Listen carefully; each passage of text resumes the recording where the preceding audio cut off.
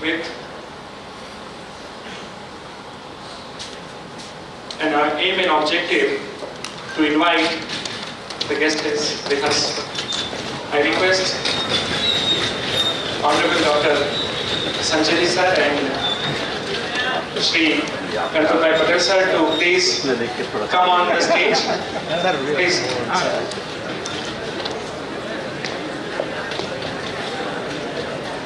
On behalf of Ganpat University, I welcome you all to the distinguished lecture on innovative practices in higher education, with the objective to invite distinguished speakers from all walks of life on the campus to deliver the inspirational and motivational lecture as a part of the distinguished lecture series of Ganpat University.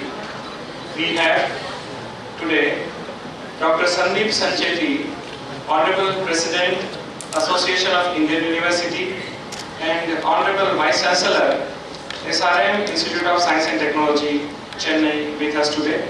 We welcome you, sir, on the campus. We also have with us Honorable President and Veteran Chief, Ganpat University, Shri Ganpat Dada. Welcome, sir.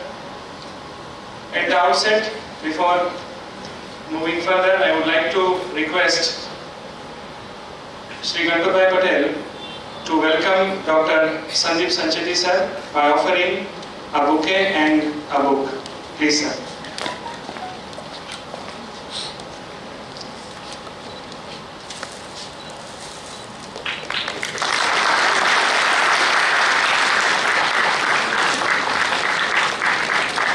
Thank you, sir. I would request Dr. R.K. Patel sir to kindly welcome Shri Ganpat Patel by offering a bouquet.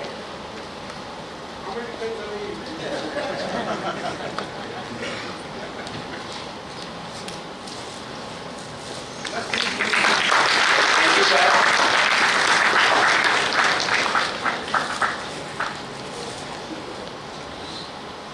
Today, before we hear from Dr. Sandeep Sancheti sir, let us have a brief introduction. Sure, sir. Dr. Sandeep Sancheti sir, known as an institution builder, holds a... Sir is now a Vice Chancellor of SRM Institute of Science and Technology, Chennai. Prior to this, he was the President of Manipal University, Jaipur, Director, National Institute of Technology, Delhi, and Director, NIT Surathkal, NITK Surathkal. Sir has also served as a Director in charge, NIT Tirupalli, NIT Calicut, School of Planning and Architecture, SPA Delhi, and Mentor Director, NIT Goa, NIT Puducherry, and NIT Sikkim. Sir has begun his professional career at an MBA Engineering College, Jodhpur, as an Assistant Professor in the Department of ECE in 1984, and later he moved to Malavya Engineering College of Engineering, Jaipur, now MNIT, as an Associate Professor in 1990. Sir is a recipient of Commonwealth Scholarship and Fellowship under Colombo Plan from 1992 to 95, and he has been awarded the SERC Fellowship by DST, Government of India, UKI STRF Award by the British Council in 1990 to 2000. Sir has also served as a faculty on Secondment at Asian Institute of Technology, AIT Bangkok, for a semester in 2005. With this, I now invite Sir for his distinguished address. His topic for today is innovative practices in higher education. Please, sir.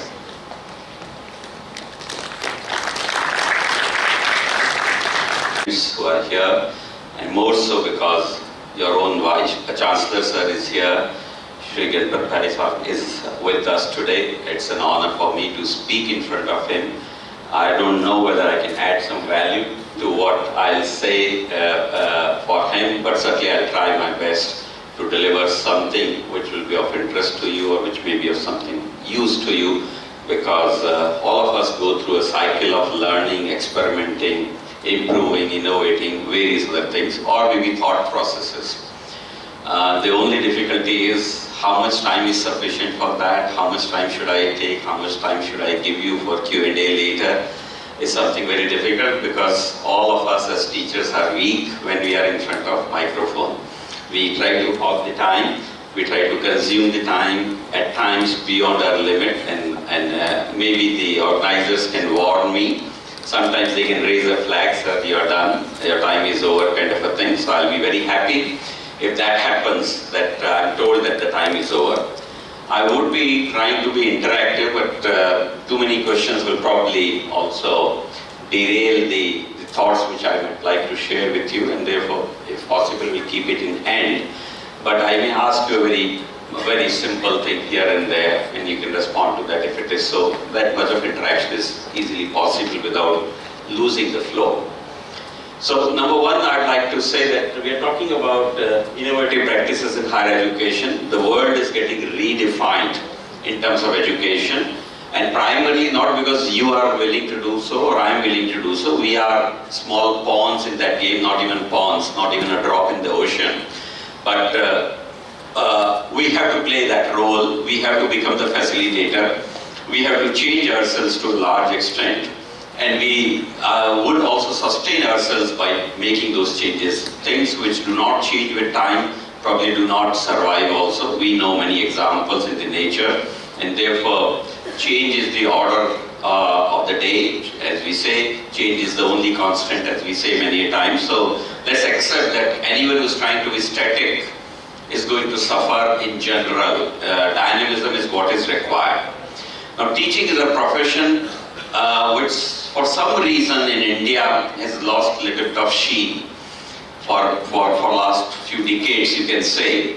At least on the lighter side, I can say that in the marriage market, people possibly don't necessarily prefer the teachers. If the spouse is a teacher, probably it's not taken as a high value as it would be for an IAS. So let's not worry about that, because I consider teaching to be a very pious profession where you build careers of millions or billions or whatever thousands, whatever that number may be, and you feel proud about that because you make an impact on them, you change their life and you build their careers. And that is something very, very big wealth. And the wealth is not the physical one, wealth is not the currency you have. Wealth is the satisfaction you have within, is what is I would call as a wealth. Good health also is of course a wealth, but satisfaction from within is something, and that teachers can get very often, very easily compared to anyone else. Another thing is the creativity is at the highest level if you wish to be creative compared to any other job, and that's what makes teachers teaching job much more satisfying. The third thing possibly would be teaching is the only profession where you are always dealing with young minds. Every year, a final year batch will go out with the age of 22, let's say, and a new batch with the age of 19 will come. So the average age of your professional setup would remain to be, let's say, 20 or whatever it is. Whereas in rest of the fields in industry, wherever you may go, chances are that the average age goes up by age of 1 year or whatever it may be. And therefore there is a beauty. When you're dealing with young mind, you're always energetic. You're always trying something new. You're always being different. You're always moving with the tide with the young people. And that is the beauty of that. Other professions don't offer you this kind of a avenue easily. And therefore my request to all those who are in teaching profession here, or all those who are going to graduate, take up the teaching profession seriously. Teaching profession can be a very satisfying thing. Teaching, I call teachers actually in two categories. So this is just a slight precursor, then I can talk a little bit about innovation. And I categorize them in two categories. One, teachers by choice, another, teachers by chance. And therefore my suggestion here, I'll not go into the explanation of what these are. You probably will understand when I coin these terminologies, what I mean. I would want that even if some of you were teachers by chance, that you are forced into this profession because others didn't take you or something happened, whatever it may be, now adopt it as a choice and make it as your first choice and enjoy it. That's what I'm saying. So when you came in, you are 50-50 by choice and by chance, make it now 90-10, and that is when the teaching profession will give you the most happiness. I also, when I graduated, I was not sure I'd do. I accidentally, within my first year of existence as a professional, I moved into this and I immediately liked it, and I just enjoyed it. From then onwards, I've never thought of changing any direction, any time. And that is the experience I'm trying to share with you, that enjoy teaching as a profession. Now, When it comes to the so-called innovative practices, I have lots of stuff, lots of experience. So would be the case with many of you and your Chancellor, your Vice Chancellor, everyone possibly would be having that kind of a thing. I have broadly 3 categories under which I can talk, 3 topics which are the key things which are activities of an institution. 3 key things. Number 1, technology in teaching, TIT I can call. Number 2, experiments with examinations, because after we teach we examine people. Experiments with examination, EWE I can call. And the third thing can be learning through laboratory, LTL I can call. In all these are the 3 major domains of our activity as a teacher. I'm not talking about innovation research. I'll not touch upon research at all, let me tell you, because it's beyond the scope right now in terms of the time and the context also. There can be a lot of things which can be there in the innovation space, research space, entrepreneurship space, administrative space, various other things, industrial space. There are huge number of things which we can share and you can be benefited by that, provided you understand them and adopt them in your own way. That is what is needed. It cannot be my answer which will suit you fully. It has to be your answer, provided you get into the question and the answer both, you will get the right approach what you want to do. So I'll try to touch all 3 of them: teaching, technology in teaching, experiments with examinations, and learning through laboratory. Some simpler things which I'll try to tell you, which will probably make your life better as a teacher, if at all you try to adopt some of them. However, let's accept one important thing.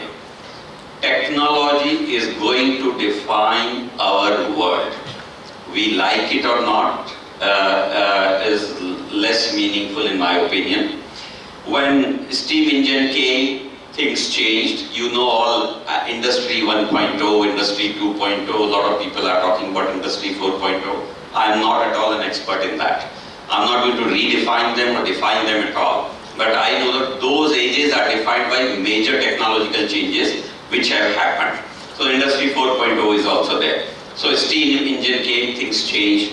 Machines came, things changed. Computers and IT came, things changed. Mobiles and other things which have come, distributed manufacturing, it has come, it has defined. And in fact, if you see, most of the wars in the world are linked to technology also. I am once again not an expert. I have heard some of the experts relating it, that how the wars were fought, why the wars were fought, who had the edge, and therefore they started the war. And even today, people who talk about that they can hit anyone and do any war are because they have the technology. So technology is power. In war, technology is power for economics, technology is power for development, and therefore technology will be power in education. Let's accept that technology will define this space. I'm just giving a simple logic. When it is going to define the education space, we should also know more about it and use more of it. Let's see the Indian context, how technology has played the role. Some of you who are aged around 50, 60 possibly know 30 years back, 25 years back, 20 years back, owning a telephone was nightmarish. I spent my first 5 months salary in booking a own your telephone, OYT category phone, and waited for 5-7 years with that deposit and nothing happened. I never got the phone because I didn't have the political approach, some MP signing for me or whatever, didn't happen. That was the status of, let's say, the mobile, the phone's connectivity or communication. What has happened? Mobile has come. Why mobile has come? Mobile was a technology for defense because they needed it mostly for defense. Once the Cold War was over, the technology people were left with no place to survive, and therefore they opened it for public, and that's how the mobile came into public in early 90s and mid 90s in India, and somewhere early 2000s it started becoming very popular, and now it has become the most essential. Alright, maybe till 2010 basic phones, basic functions, 2G, 2.5G was fine. Today no one is satisfied with 4G. They are all craving when I'm going to get the 5G. So the mobile was not an Indian development, but it redefined Indian communication. More than 90 crore phones are there as per some last statistics which I knew. It might touch 1 billion or whatever that may be already in India. And most of you, if you search your pockets, you'll probably find 2 somewhere, maybe in your bag, in your home, or in your pocket itself. That is the power of mobile. mobile. It changed and changed India for good, that today we can talk to anyone, anytime. The same thing, India was energy deficient. Energy was not available, most unreliable, very poor quality. In fact, we invested a lot of money in inverters, converters, generators, whatever, all sorts of things, and a lot of space gone, a lot of unusable things. Battery will be after 3 years, is a difficult thing because of environment and all that, but we were to use that, and yet answers were not good. Today, distributed power generation through solar. Once again, India has not done much of research. It's not India-centric, but India is the biggest beneficiary because we have the highest, you can say, the sun's radiance in terms of certain things, if you assess, and therefore we are the biggest beneficiary. Today, as some of the people claim, we are power sufficient. It may be that in some pocket it's more, in some pocket it's less. So maybe the distribution, other things, when they improve, everything will improve. But in overall terms, our power requirements are matching the power generation which we are doing. And again, the transmission distribution losses are changing, reducing, because we are doing distributed. So it doesn't have to go the long distance, and therefore it's improving. What I'm saying is, all these technologies have redefined India. IT, for example, India's superpower in IT in a way. Did we invent computer? Did we invent operating systems? Did we invent any such thing? But we are a power. So India has taken benefit of the technology which has been developed elsewhere, but Indians have been benefited by that. You can take many other examples in your life which you understand. I am now going to say that Indian education is not a power right now. Whether it's President or Prime Minister or Education Minister or some people like us, whether we know it or not, we talk about that we don't have anyone in top 200. We don't have anyone in top 100. We don't have anyone in top 500. Or subject category also, we don't have top-notch institutions. Once again, time has come where technology can bring us into that power. Because we have the masses, we have the people, we have the best of the minds. We have now decided to learn, make the education more free-flowing, and technology can help you. Alright? So let's accept that the technology is going to be redefining the whole thing in terms of education space, which is what I am trying to suggest to you. So number one, if I say that the concept of virtual university is real or unreal, would you like to react if I ask how many of you will say that the concept of virtual university is real? If you want to say real, raise your hands. Okay, very few. Fine. So, it's not even 10%, not even 5% maybe. But let me tell you that the concept is going to be real. Concept is going to work. Concept is going to work because the building blocks of what you call virtual universities are going to come into place, or are already in place. We only have to put the jigsaw properly and then we start working. Number one, virtual classrooms, all of you have. Your university will also have, my university also has, and we feel proud. Anyone who comes, we tell that we have a virtual classroom and we have a smart classroom and all that. Those are probably the overlapping definitions which are there. So virtual classroom is there. So one can always say that the teaching can happen very happily inside a classroom. Now, why virtual classroom can become slightly better is that in most cases in India, a reasonable number of institutions, teachers are not available, or if they are available, they are not experts in that subject. Even if they are experts in subject, their level of expertise is very poor. And therefore, if I want to learn from the best of the teachers, it's not possible. Through virtual classroom experiment, I can learn from the best of the teachers. I must give you an example here. Recently, just 20 days back, I was in Seattle, US with Microsoft on their invitation. And I met a young Australian teacher from New South Wales who taught a class of 600 students in single shot. And he used a lot of technology, a lot of artificial intelligence, a lot of predictive analytics, a lot of other things called technology to run the class successfully with highest level of attendance and attention. This was showcased to us as an example by the Microsoft CTO through that person also that he was invited. And that person very clearly claimed that he could give personal attention to every single student's needs. of 600 size. We find it difficult to do it even in a class of 50, 60, that we cannot give personal attention. We cry that too many students, whereas he was able to give, all because of the technology. The AI will be able to tell him who's going to do what, who has not done what. Predictive analysis will say something else, and there will be a prescription based on that. Give him more inputs on this, give him more of that. This guy can help this guy because he's good in this, he's bad in that. This kind of experiment can go slow, go fast. All those things are known. Now, because it is machine based, because it is some algorithm based, because it is something, there is no bias in that, and therefore the student also accepts that easily. Otherwise, if I try to pick a student and call him twice from the class that you come to see me, I'm going to improve your thing, the student will feel bad and uncomfortable that teacher is targeting me. So technology becomes biasless, technology becomes highly adaptable, very fast, and it can be doing things at very many different levels. For example, it decides that this guy should be subjected to more tests. It will keep giving tests every day.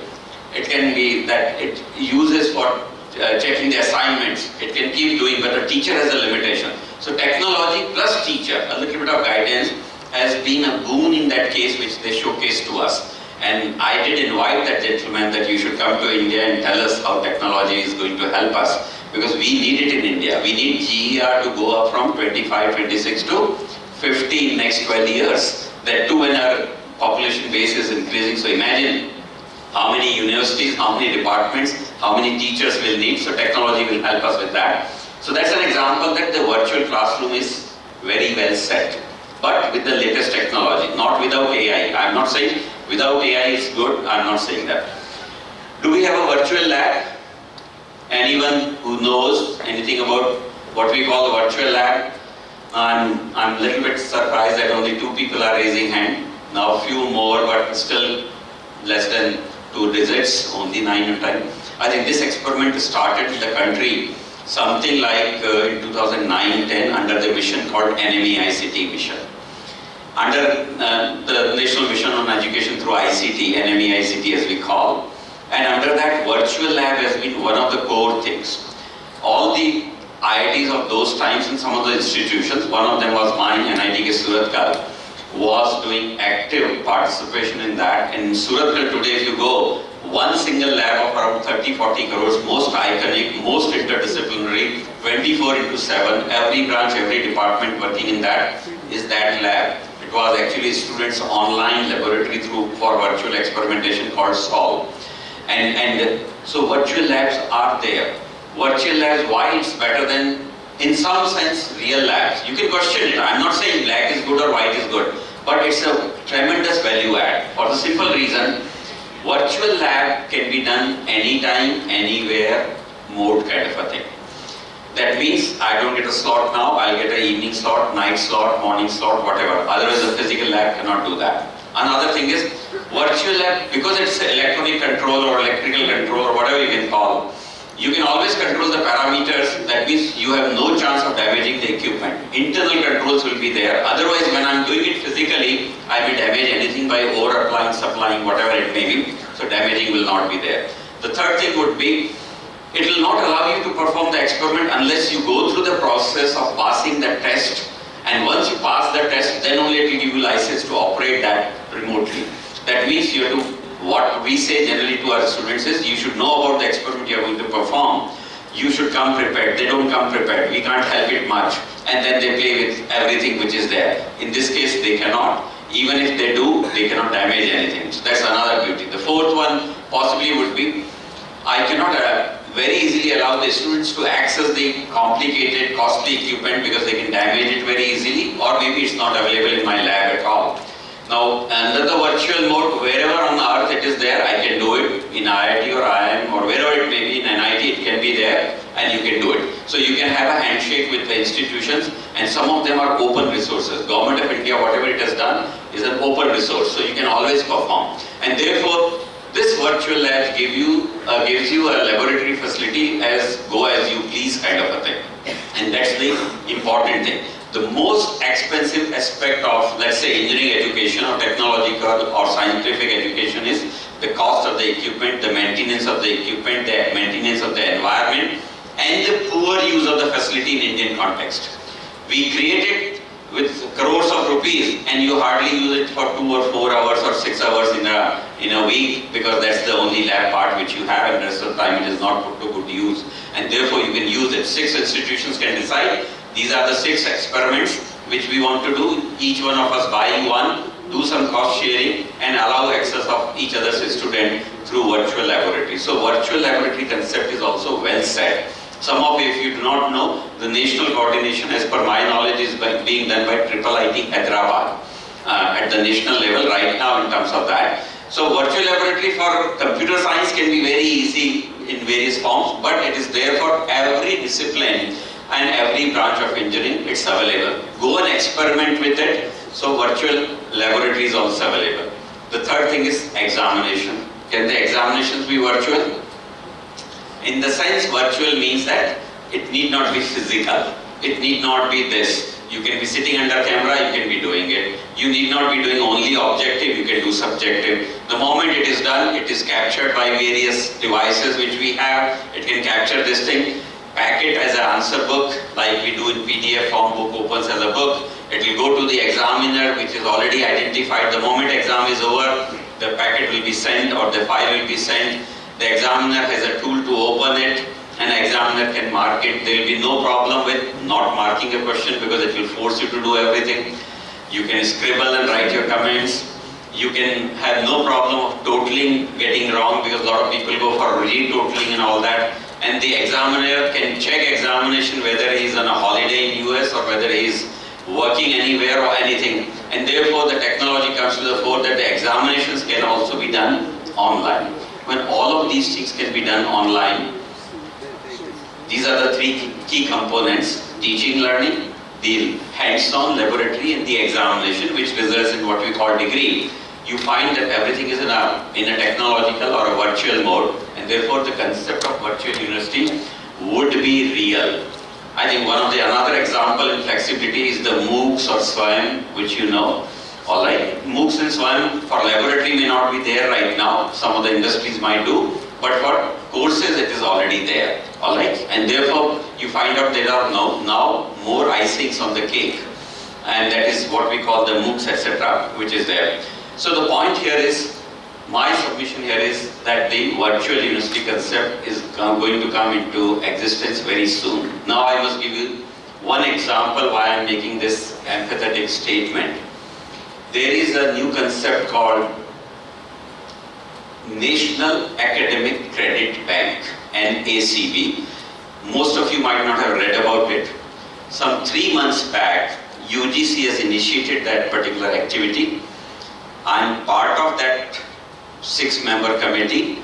In fact, after our first meeting, I have been entrusted the responsibility to lead the team of 3 subcommittee now, not full committee, 3-member committee, to make the entire concept of what we call National Academic Credit Bank. Alright? What does it mean? That you will have a electronic passbook like you have for shares or whatever other things you have. You go to one university, you like some courses, you enroll on those credits or courses, you earn those credits by completing the coursework or whatever is required, get it deposited in your passbook or electronic book. Then what happens? Now you think you have done the best courses from there, you can go to another university which might be offering courses of your choice, or maybe at your time when you want to study that particular course.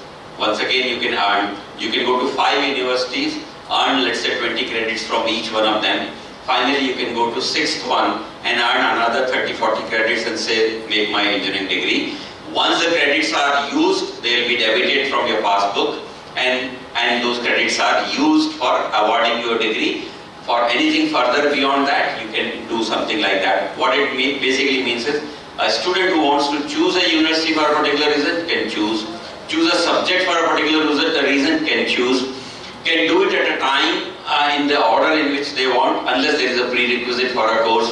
All that doesn't happen in the conventional university. If he comes to BCom or BSc, we say, okay, this is first year course, study it, clear it, and then you go to second year, then you go to third year. We don't allow the change of order very easily. Once he does, let's say first year in engineering, and he finds that engineering is of not my taste, wants to go to BBA, what happens?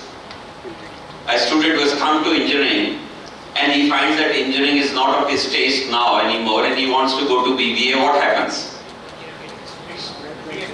Re-enrollment, he loses entire 1 year. But with this scheme, he would not. He will save many credits which are there. Imagine a more simpler situation. I'm just trying to tell you, I cannot explain you everything right now because everything is not frozen. I'm just putting this seed in your mind that this is going to happen. Let's say I'm a graduate. I have done engineering. I'm serving in a good company. I am getting reasonable salary and all that, but I cannot take leave to once again study something. But I know that it's a lifelong learning scenario. All of us have to learn many new things as we move in the profession. Every time I learn through some sort of a special training or a MOOC or a contact learning, whatever, I keep accumulating the credit. Maybe after 5-10 years, I will earn enough credits and I can go to a university and say, hey, I have so many credits beyond my graduation. Now I am eligible for a postgraduate degree. Consider me and give me a postgraduate degree. I'll get a postgraduate degree without disturbing anything in my life. I was doing those learnings and credits as a part of normal thing. But imagine if this concept is not there. I've done one course from you, I'll get one certificate. I've done another course from somewhere, I'll get another certificate. What will it mean? I had 10 certificates, no one gives me a degree out of that currently. They may consider my certificate as some value, I understand that, but I don't get a degree out of that. So the point here is, it's up to you. You want a degree, you want a diploma, you want a certificate, you don't want anything. That is the order which a candidate himself or herself will decide. I want to learn music without any degree, fine, let it be. I want to learn about philosophy or history.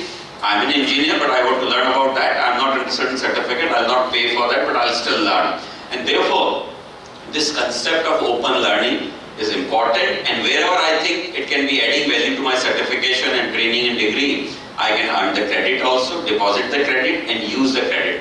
Now this concept hopefully will be launched by UGC in next 3 to 6 months as a concept.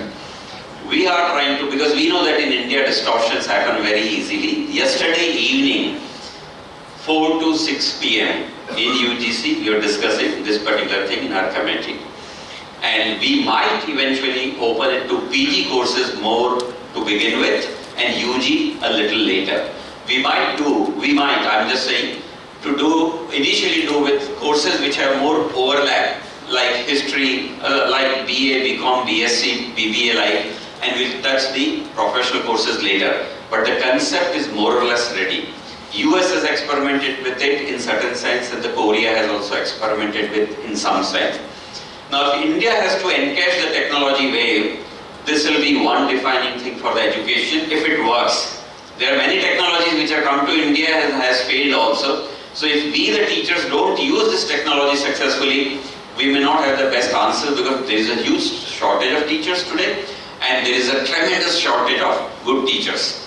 Alright, quality teachers. The substitute is technology. As I gave you the example of energy, gave you the example of communication, can be many other examples which are there. Same way with the teaching, you will have this example that NACB can be a boon for you. I hope you understand why I am defending or suggesting that the virtual university concept would be there. Alright?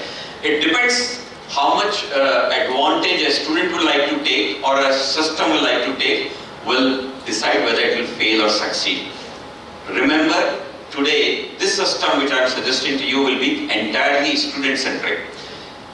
You would not know what is your intake. You would not know what is your output or outtake, how many have passed and failed in terms of complete degree, what will be your fee collection, what is your course capacity, what will be the AICT's licensed capacity to you, all these things will vanish. You will have to enroll people on credit base and dispatch them with the credits.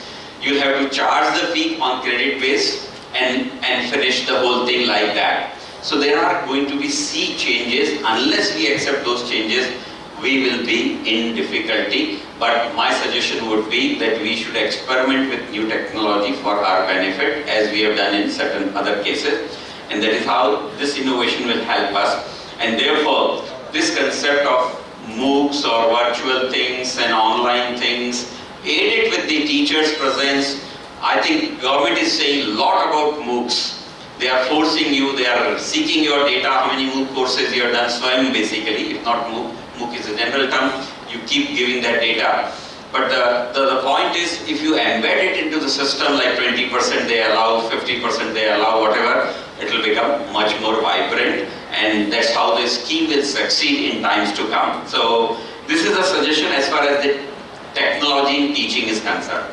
However, if I have to give you a simple example that how you do it without technology also, some improvement. Improvement generally happens with the feedback. Just give you one or two examples of the feedback. One of the feedback possibly could be that the contact hours are going less. Every time now, how many of you are from engineering? Probably, yeah, so many. So you know that the number of credits AICT has reduced that at 160 credits you can give a degree. That means that each semester you have 20 credits on an average. Each semester 20 credits means contact hours are around 24 at the most typically. That means another 24 hours which are available. Generally 8 into 6, 48 hours can be available. Another 24 hours are free, to say so. And therefore if you use 1 hour additionally, which is not a credit hour, but you say that it is an HOD hour. What it means is, it's a timetabled hour in that particular class timetable. What happens there? A HOD goes, a dean goes, a director goes, or some expert goes, or someone goes. And every week, 1 hour you devote with the student in a formal way to talk on anything, any good practice, any feedback which you want to do, anything. And once you start taking feedback on weekly basis, the improvements are imminent because you constantly get the feedback, you constantly understand what the students are saying and do. Right now what we do, for decorative purposes, we do the so-called feedback after water is over your head. After you have completed the semester, after you have finished the examination, after you have marked them, you get to know what was the feedback. Now the feedback says, teacher's English is not good, teacher's examples are not good, teacher possibly does not show us the references, teacher does not know the subject, is going too fast or too slow, whatever it may be. These are meaningless later, because meaningless in the sense that the one who is giving it has not been benefited. The point is, I'm trying to improve something, I'm trying to give a feedback, but I have not got anything out of that because it's happening after I have crossed that particular position. But if I do it on weekly basis, possibly it will be nice. And 1 hour to have a chit chat, make friends with them, talk to them at their wavelength, talk about anything which is happening in the institution, possibly will be a very good opportunity to do an HOD hour. My suggestion to HODs will be experiment with it.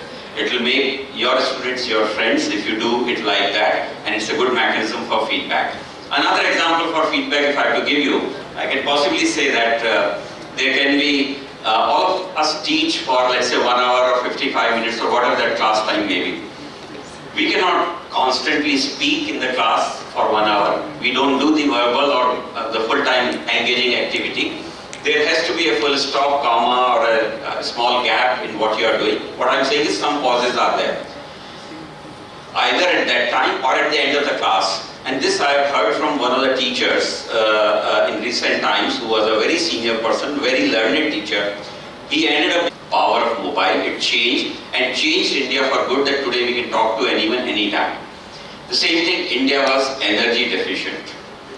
Energy was not available, most unreliable, very poor quality. In fact, we invested a lot of money in inverters, converters, generators, whatever, all sorts of things, and a lot of space gone, a lot of unusable things. Battery will be after 3 years, is a difficult thing because of environment and all that, but we were to use that, and yet answers were not good. Today, distributed power generation through solar. Once again, India has not done much of research. It's not India-centric, but India is the biggest beneficiary because we have the highest, you can say, the sun's radiance in terms of certain things if you assess, and therefore we are the biggest beneficiary. Today, as some of the people claim, we are power sufficient. It may be that in some pocket it's more, in some pocket it's less. So maybe the distribution, other things, when they improve, everything will improve. But in overall terms, our power requirements are matching the power generation which you are doing. And again, the transmission distribution losses are changing, reducing, because we are doing distributed. So it doesn't have to go the long distance, and therefore it's improving. What I'm saying is, all these technologies have redefined India. IT, for example, India's superpower in IT in a way. Did we invent computer? Did we invent operating systems? Did we invent any such thing? But we are a power.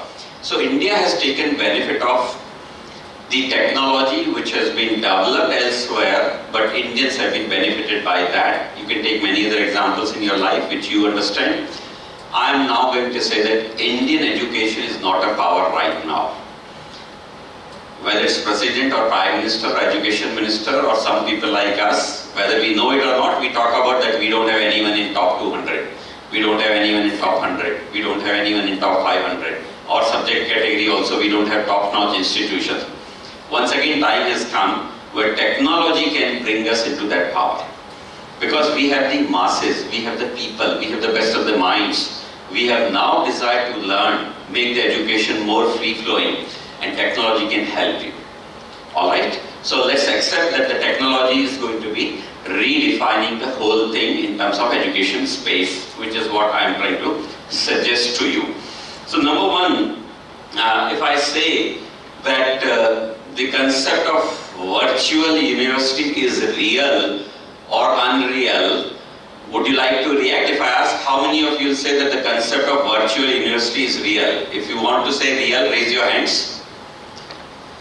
Okay, very few. Fine. So, it's not even 10%, not even 5% maybe. But let me tell you that the concept is going to be real. Concept is going to work. Concept is going to work because the building blocks of what you call virtual universities are going to come into place or are already in place. We only have to put the jigsaw properly and then we start working. Number one, virtual classrooms, all of you have. Your university will also have, my university also has, and we feel proud. Anyone who comes, we tell that we have a virtual classroom and we have a smart classroom and all that. Those are probably the overlapping definitions which are there. So virtual classroom is there. So one can always say that the teaching can happen very happily inside a classroom. Now, why virtual classroom can become slightly better is that in most cases in India, a reasonable number of institutions, teachers are not available, or if they are available, they are not experts in that subject. Even if they are experts in subject, their level of expertise is very poor. And therefore, if I want to learn from the best of the teachers, it's not possible. Through virtual classroom experiment, I can learn from the best of the teachers. I must give you an example here. Recently, just 20 days back, I was in Seattle, US with Microsoft on their invitation. And I met a young Australian teacher from New South Wales who taught a class of 600 students in single shot. And he used a lot of technology, a lot of artificial intelligence, a lot of predictive analytics, a lot of other things called technology to run the class successfully with highest level of attendance and attention. This was showcased to us as an example by the Microsoft CTO through that person also that he was invited. And that person very clearly claimed that he could give personal attention to every single student's needs of 600 size. We find it difficult to do it even in a class of 50, 60 that we cannot give personal attention. We cry that too many students, whereas he was able to give. All because of the technology. The AI will be able to tell him who's going to do what, who has not done what, predictive analysis will say something else, and there will be a prescription based on that, give him more inputs on this, give him more of that. This guy can help this guy because he's good in this, he's bad in that. This kind of experiment can go slow, go fast, all those things are known. Now, because it is machine based, because it is some algorithm based, because it is something, there is no bias in that, and therefore the student also accepts that easily.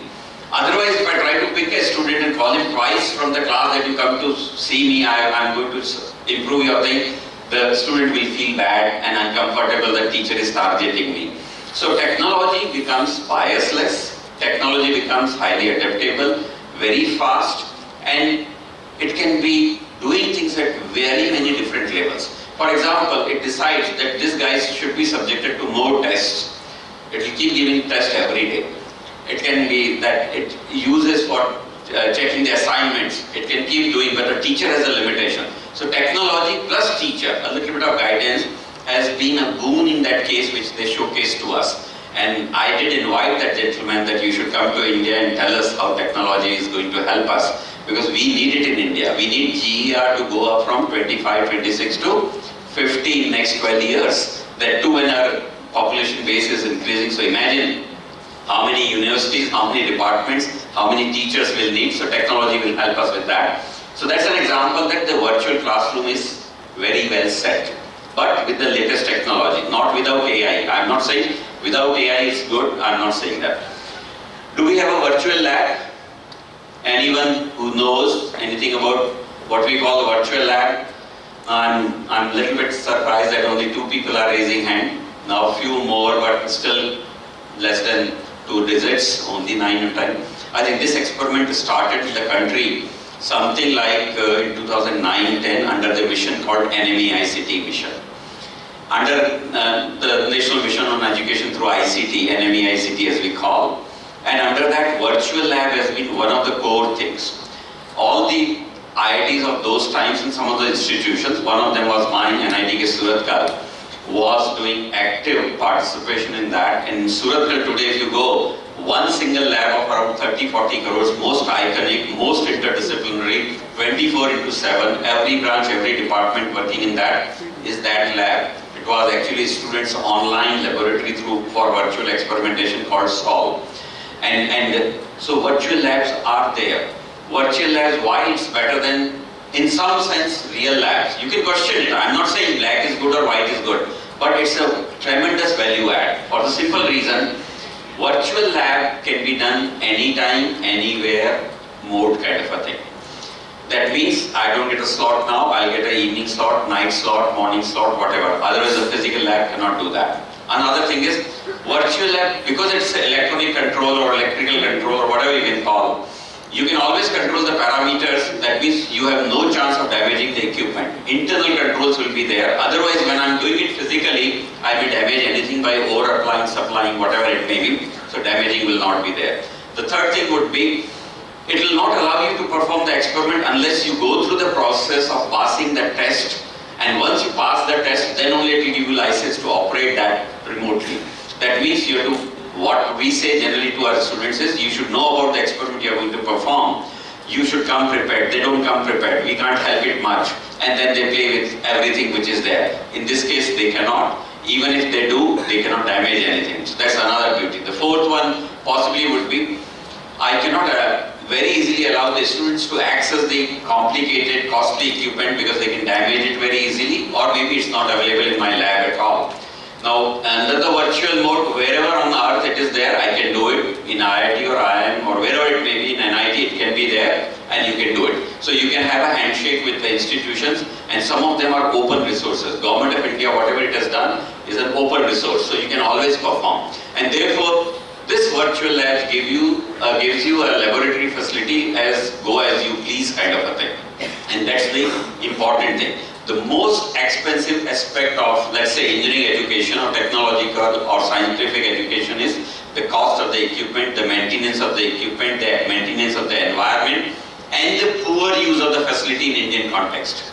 We create it with crores of rupees and you hardly use it for 2 or 4 hours or 6 hours in a week, because that's the only lab part which you have, and the rest of the time it is not put to good use.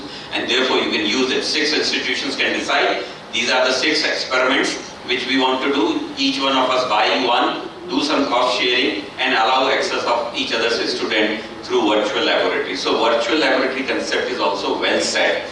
Some of you, if you do not know, the national coordination, as per my knowledge, is being done by IIIT Hyderabad at the national level right now in terms of that. So virtual laboratory for computer science can be very easy in various forms, but it is there for every discipline and every branch of engineering. It's available. Go and experiment with it. So virtual laboratory is also available. The third thing is examination. Can the examinations be virtual?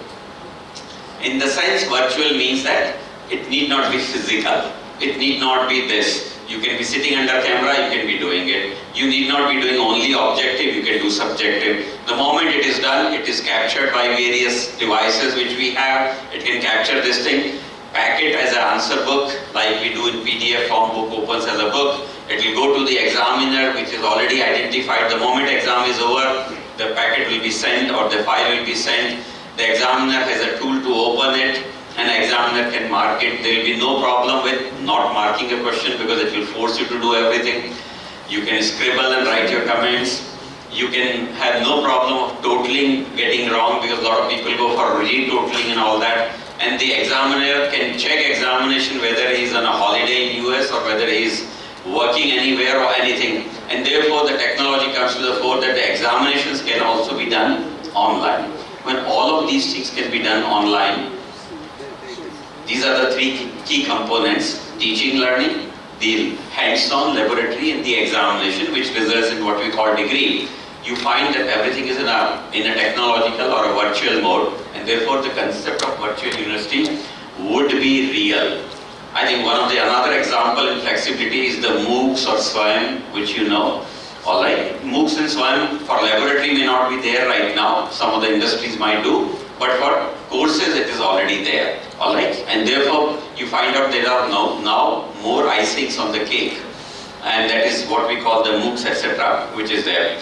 So the point here is, my submission here is that the virtual university concept is going to come into existence very soon. Now I must give you one example why I am making this empathetic statement.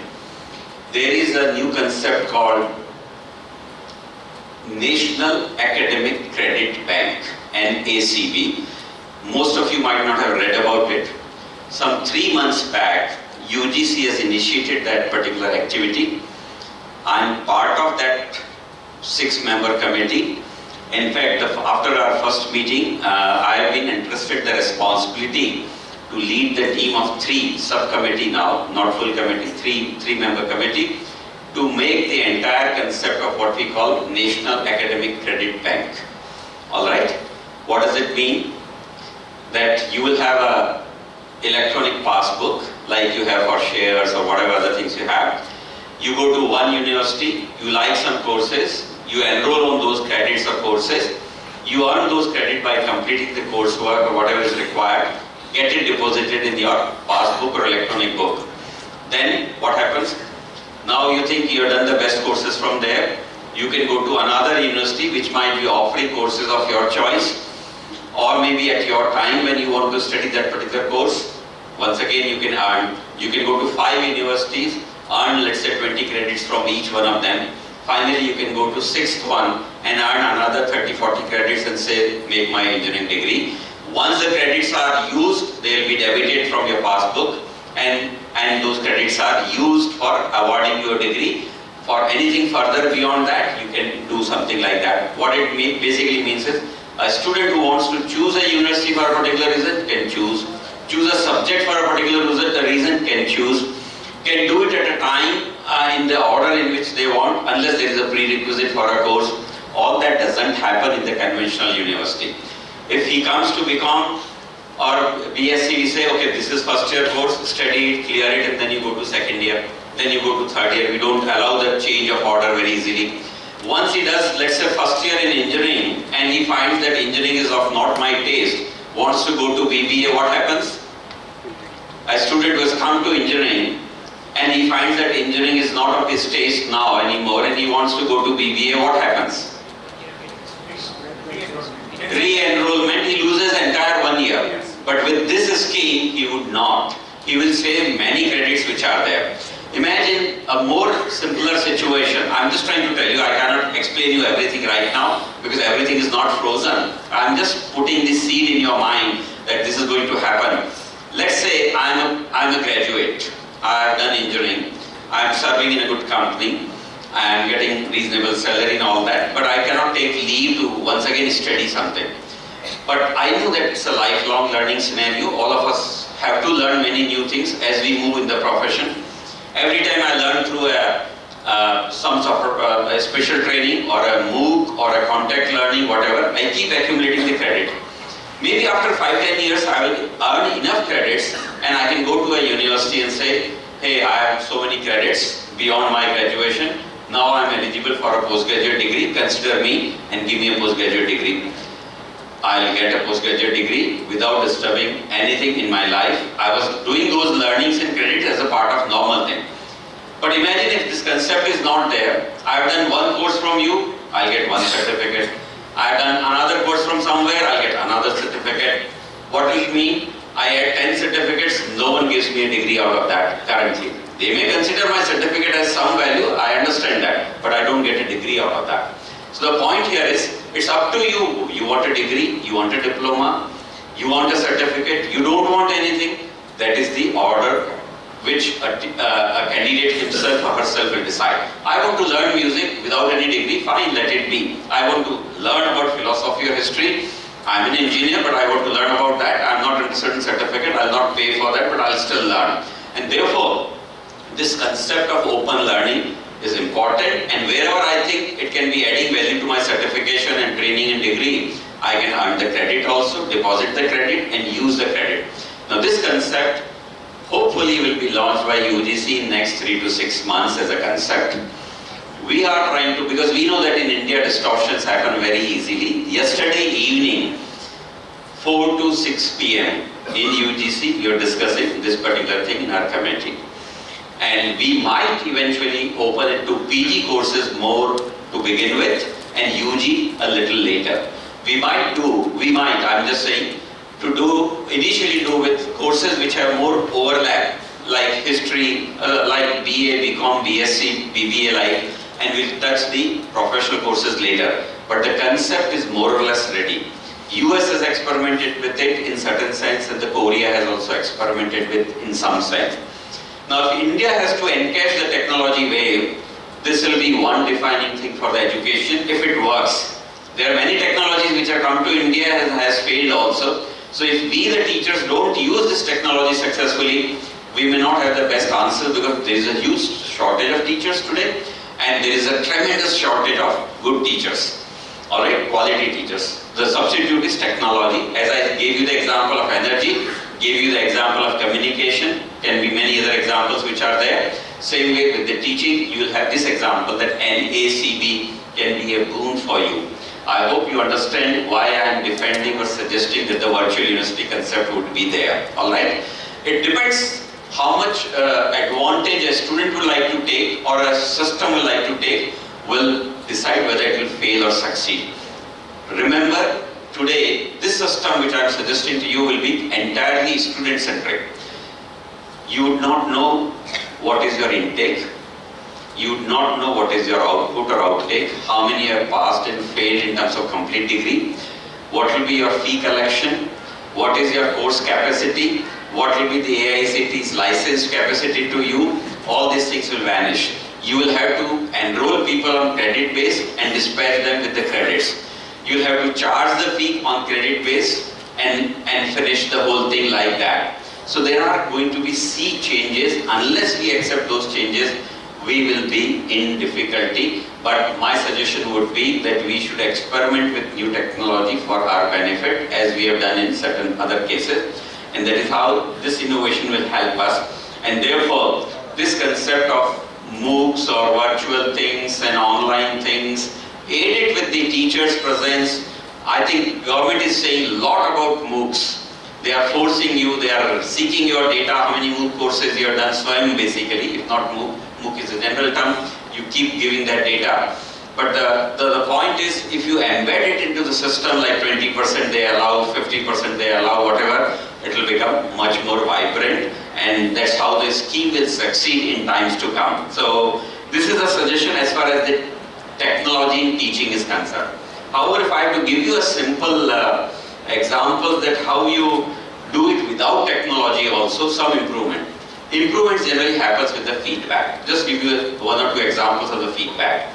One of the feedback possibly could be that the contact hours are going less. Every time now, how many of you are from engineering? Probably, yeah, so many. So you know that the number of credits AICT has reduced that at 160 credits you can give a degree. That means that each semester you have 20 credits on an average. Each semester 20 credits means contact hours are around 24 at the most typically.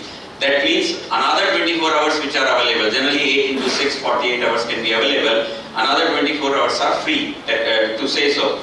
And, and therefore if you use 1 hour additionally, which is not a credit hour, but you say that it is an HOD hour.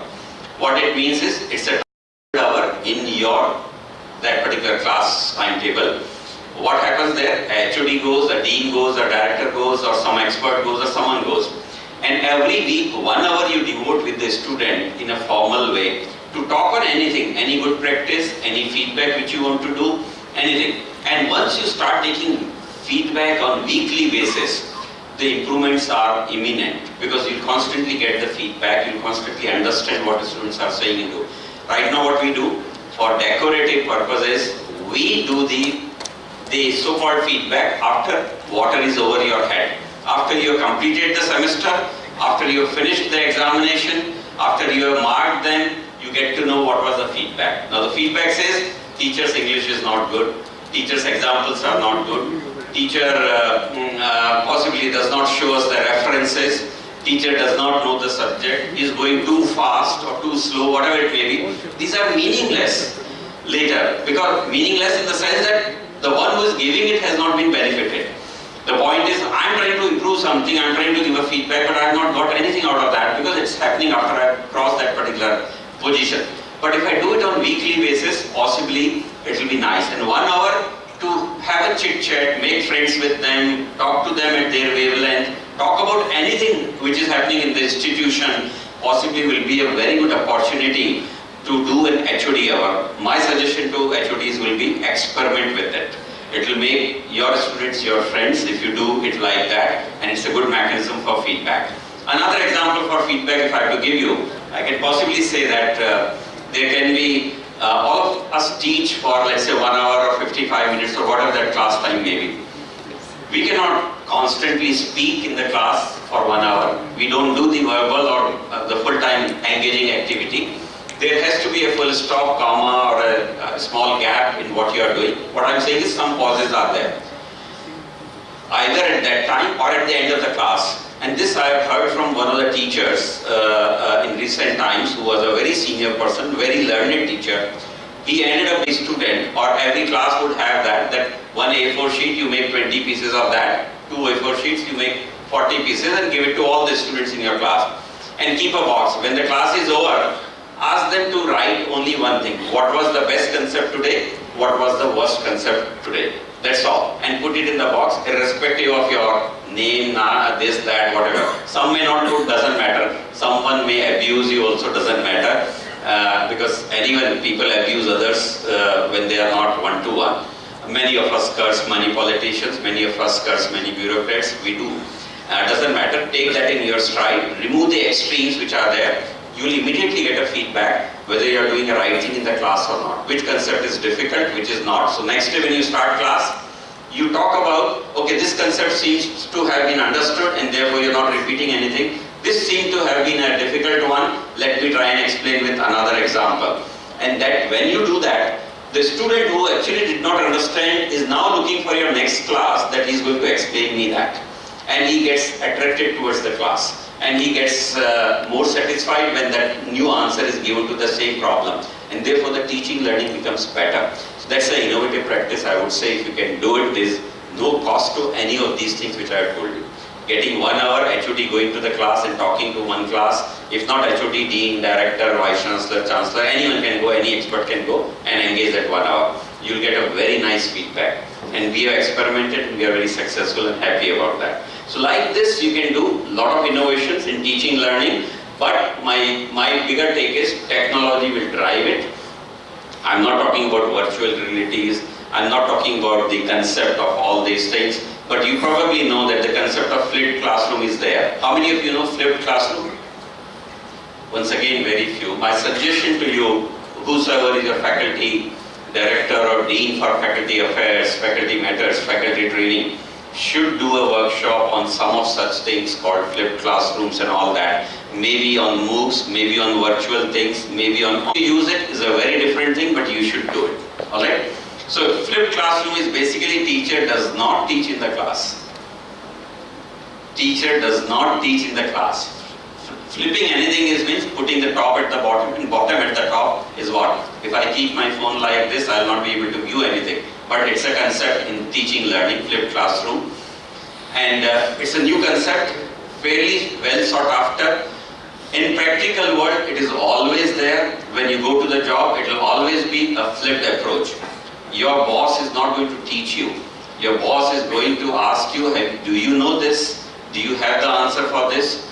Do you have a way to succeed in this kind of a challenge? Is what boss. That means you have to pre-read that problem and that particular subject, and then only you can tell your boss, yes, I can. And therefore, that is a flipped classroom concept. Even before, when you face the teacher on that topic in that subject, you should know about the subject. When you come to the class, you only discuss about what are the current issues, what are the challenges, what are the new innovations, what are the various other things, applications beyond what is given in the standard material, and that is how the flipped classroom becomes a very, very effective one. And remember that in the rest of your life, it happens like that only, flipped classroom model. But I also warn my fellow colleagues, vice chancellors particularly, that if we don't behave and if we don't change with technology, there might be a chance that right now it's only the classrooms which are getting flipped. In future, the universities will get flipped. And once the universities will get flipped, many of us will be jobless. I do not know, I'm not forecasting that, but there can be sea changes. And therefore, we have to adopt the technology and move with that so that we have the growth and we do the best job. I'm not necessarily saying technology is a substitute for everything. Human interaction, personal interaction, eye contact, body language, everything is important in teaching, learning. But we should not go to that level that we detach ourselves with technology and we become redundant. That should not be the approach. So I hope teaching, technology in teaching is there. Can I have an odd question on this, if you would like to ask anyone? You have to ask the questions, it's very, very important. Now this gives me a desired break from what I'm constantly uttering. If you have a question, that would be nice. If you don't have a question, I request you to be ready with the question, because this is what we need to do in every class. A student should be able to ask you why, when, how, what, and a teacher should be able to answer it if it is possible. Yeah, ma'am, please.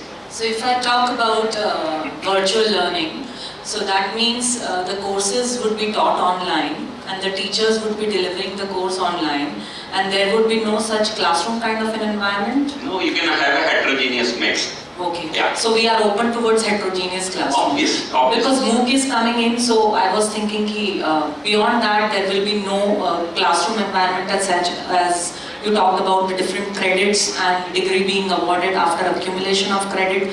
So that means the student is open to select the university, to select the course, and then finally deciding on which university degree you would go for. The concept you're talking is a little time-wise away, but a smart or advanced student may not come to the class and do, needy one can possibly come and do. I have started experiment with MOOC in 2005. When my biodata was read, I started teaching in AIT Bangkok. And that's when I used MOOCs to my advantage. It was not called MOOC, it was MIT Open Courseware, if some of you know it. That was the only first experiment in the world to do that.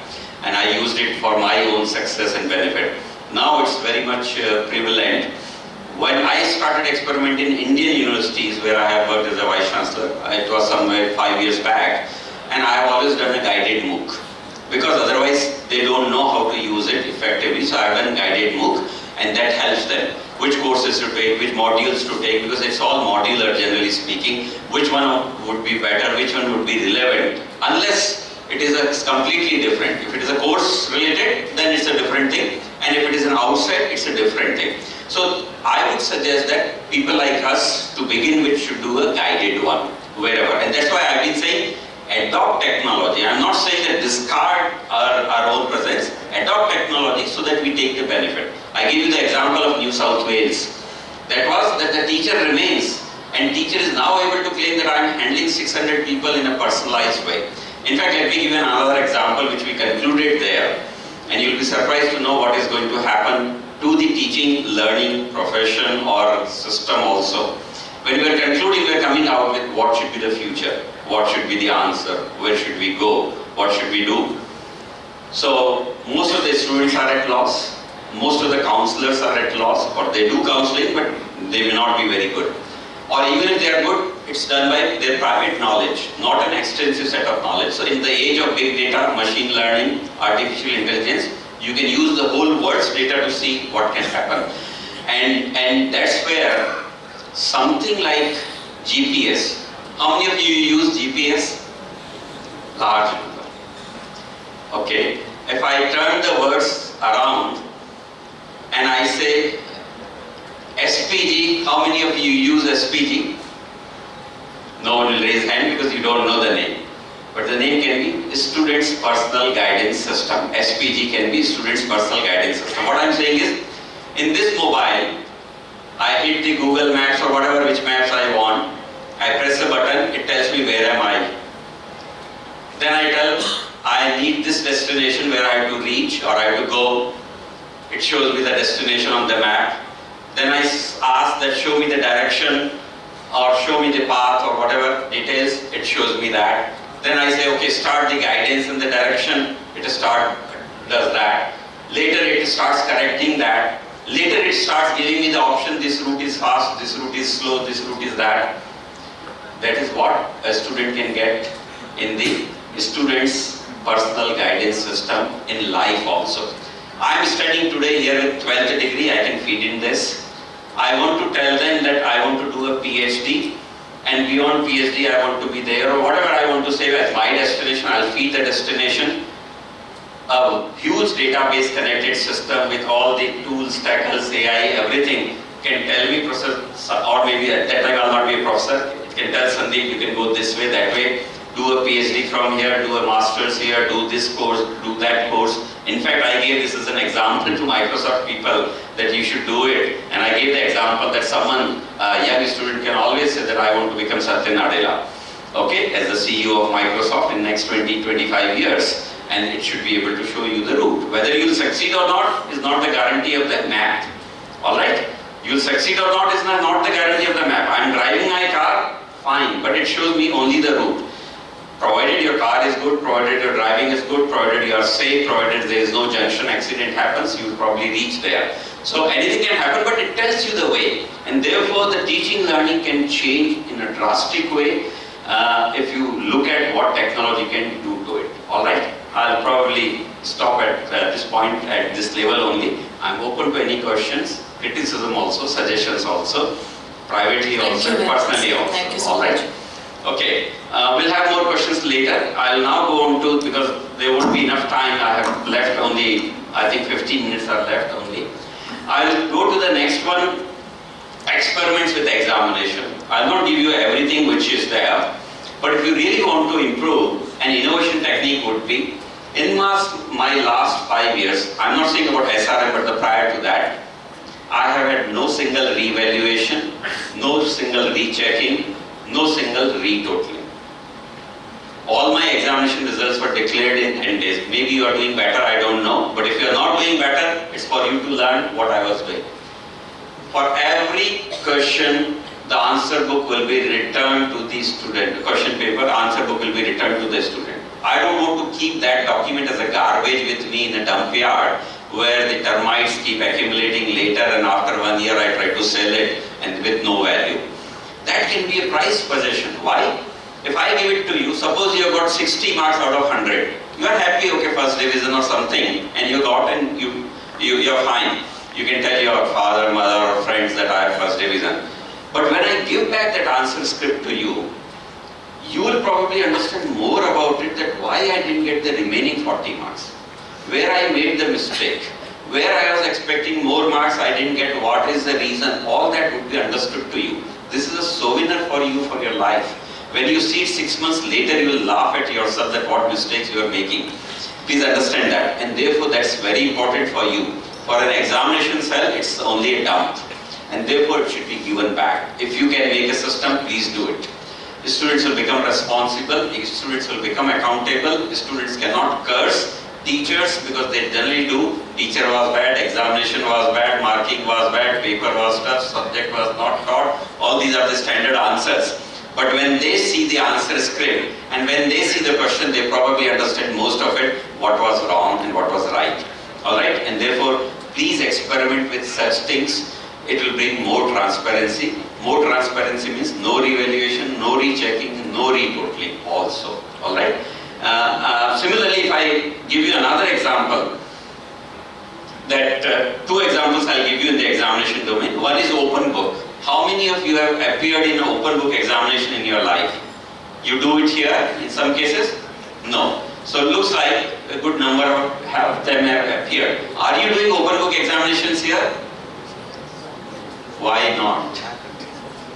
The question is why not? Who stops you? My university is academically fully autonomous. Who is stopped, sir? We, in US, I studied in US, we always had an open book. Yeah. So I was asking that question in context of our place. We are not there in the system. I was Vice Chancellor of Manipal for 5 years, Manipal Jaipur.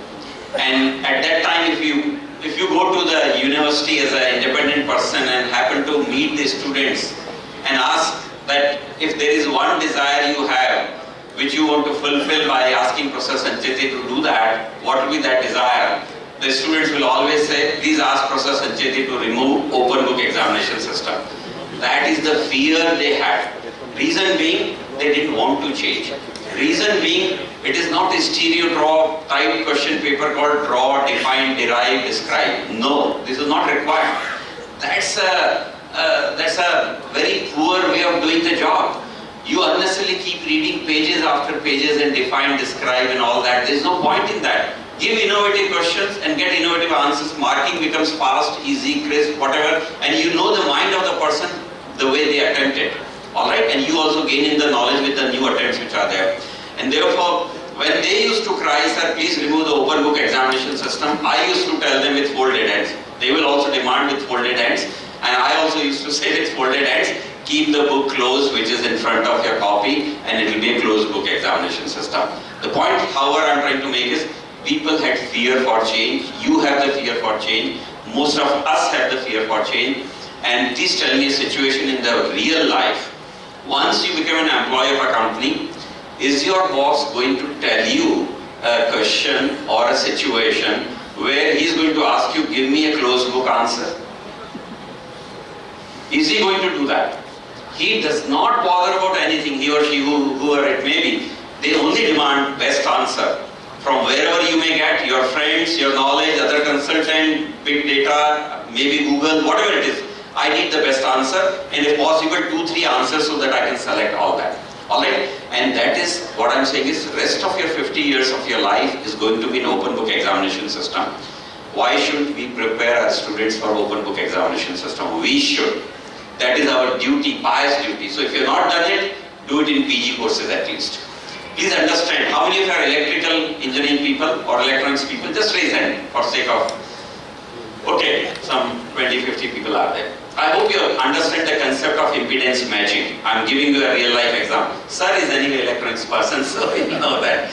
Impedance matching. So what we do in impedance matching, there is an input and there is an output. Maximum power transfer we try to do by impedance matching.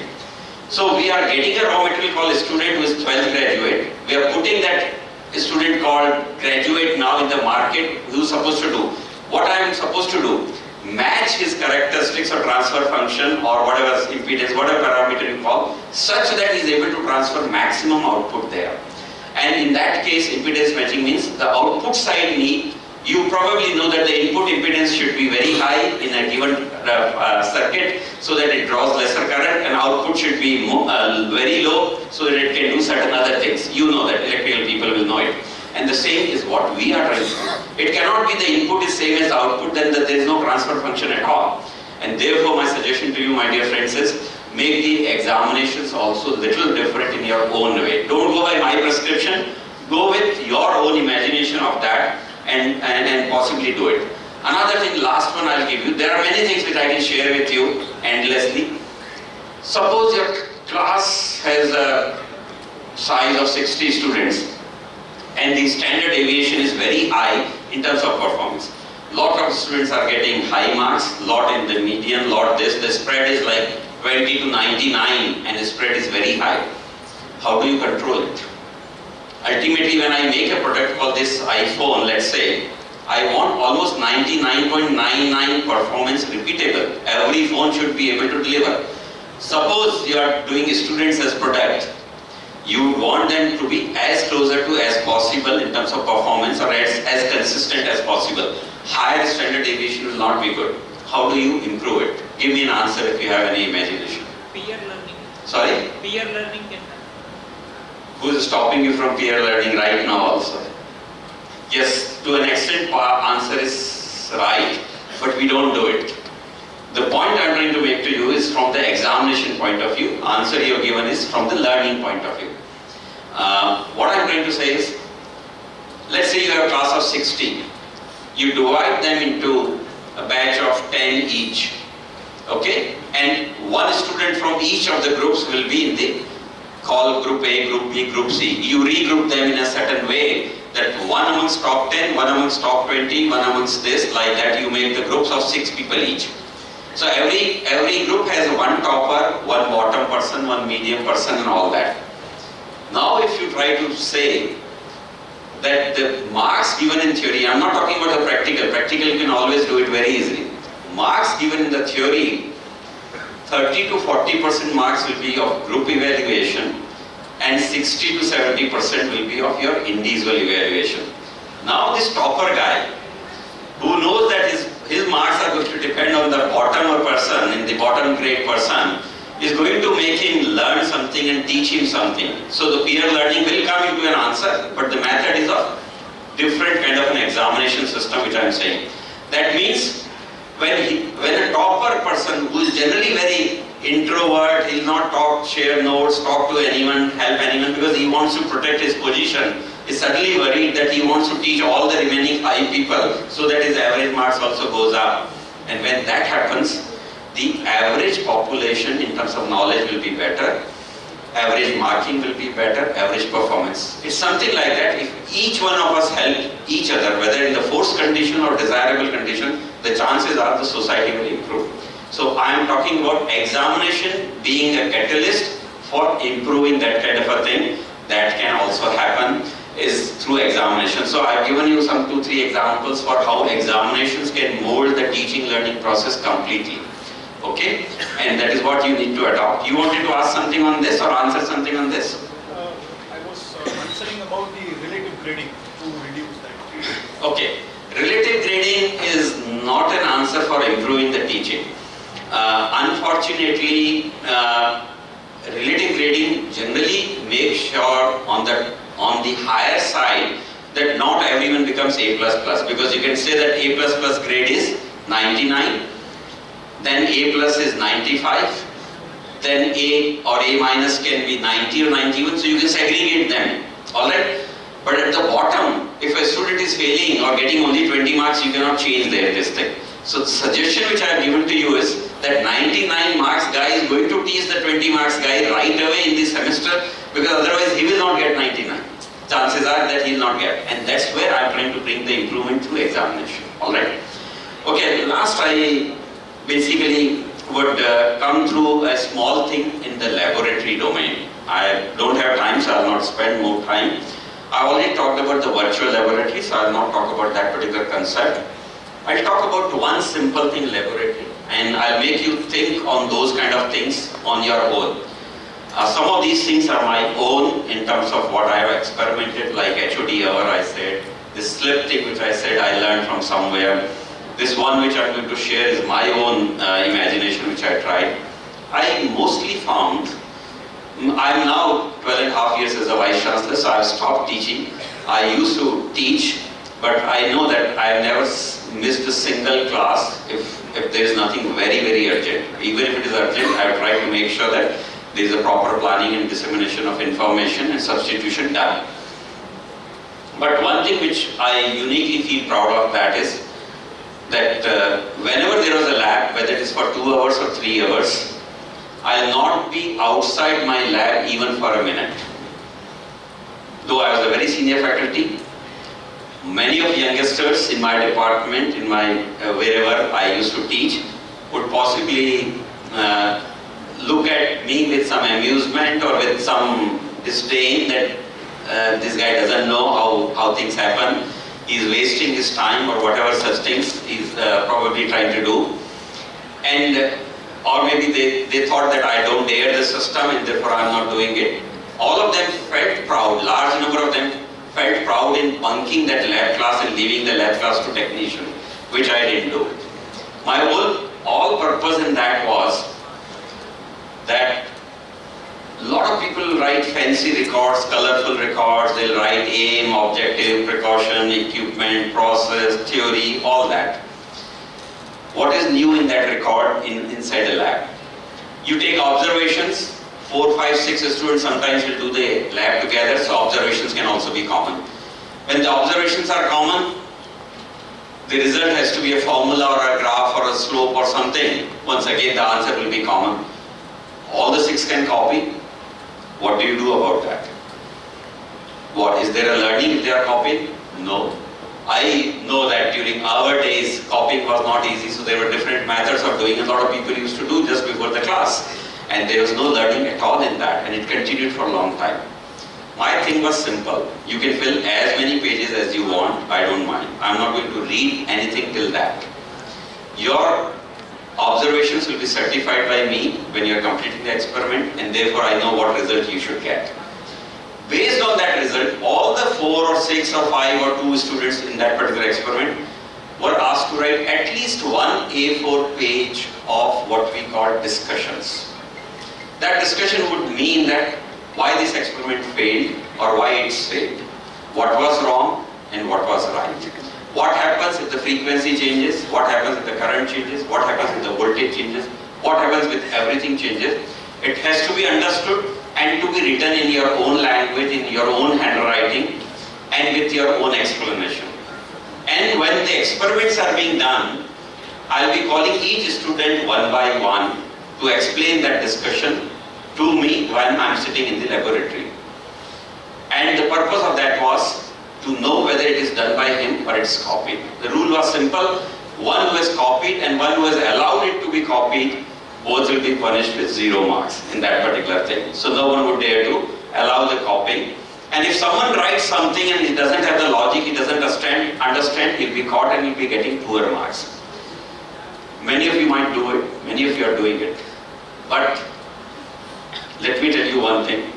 Why it helps the students and why do the students remember you when they go through this kind of a thing is because all of us find that our engineers are not good. I'm sorry, I'm a little engineering centric because I come from that background, but I think the same can be applied to other disciplines also. We know that they are not good in communication skills. What do? Any university you go, ask the Vice Chancellor, Dean, Director, sir, we have done 2 courses in second year, 1 in third year.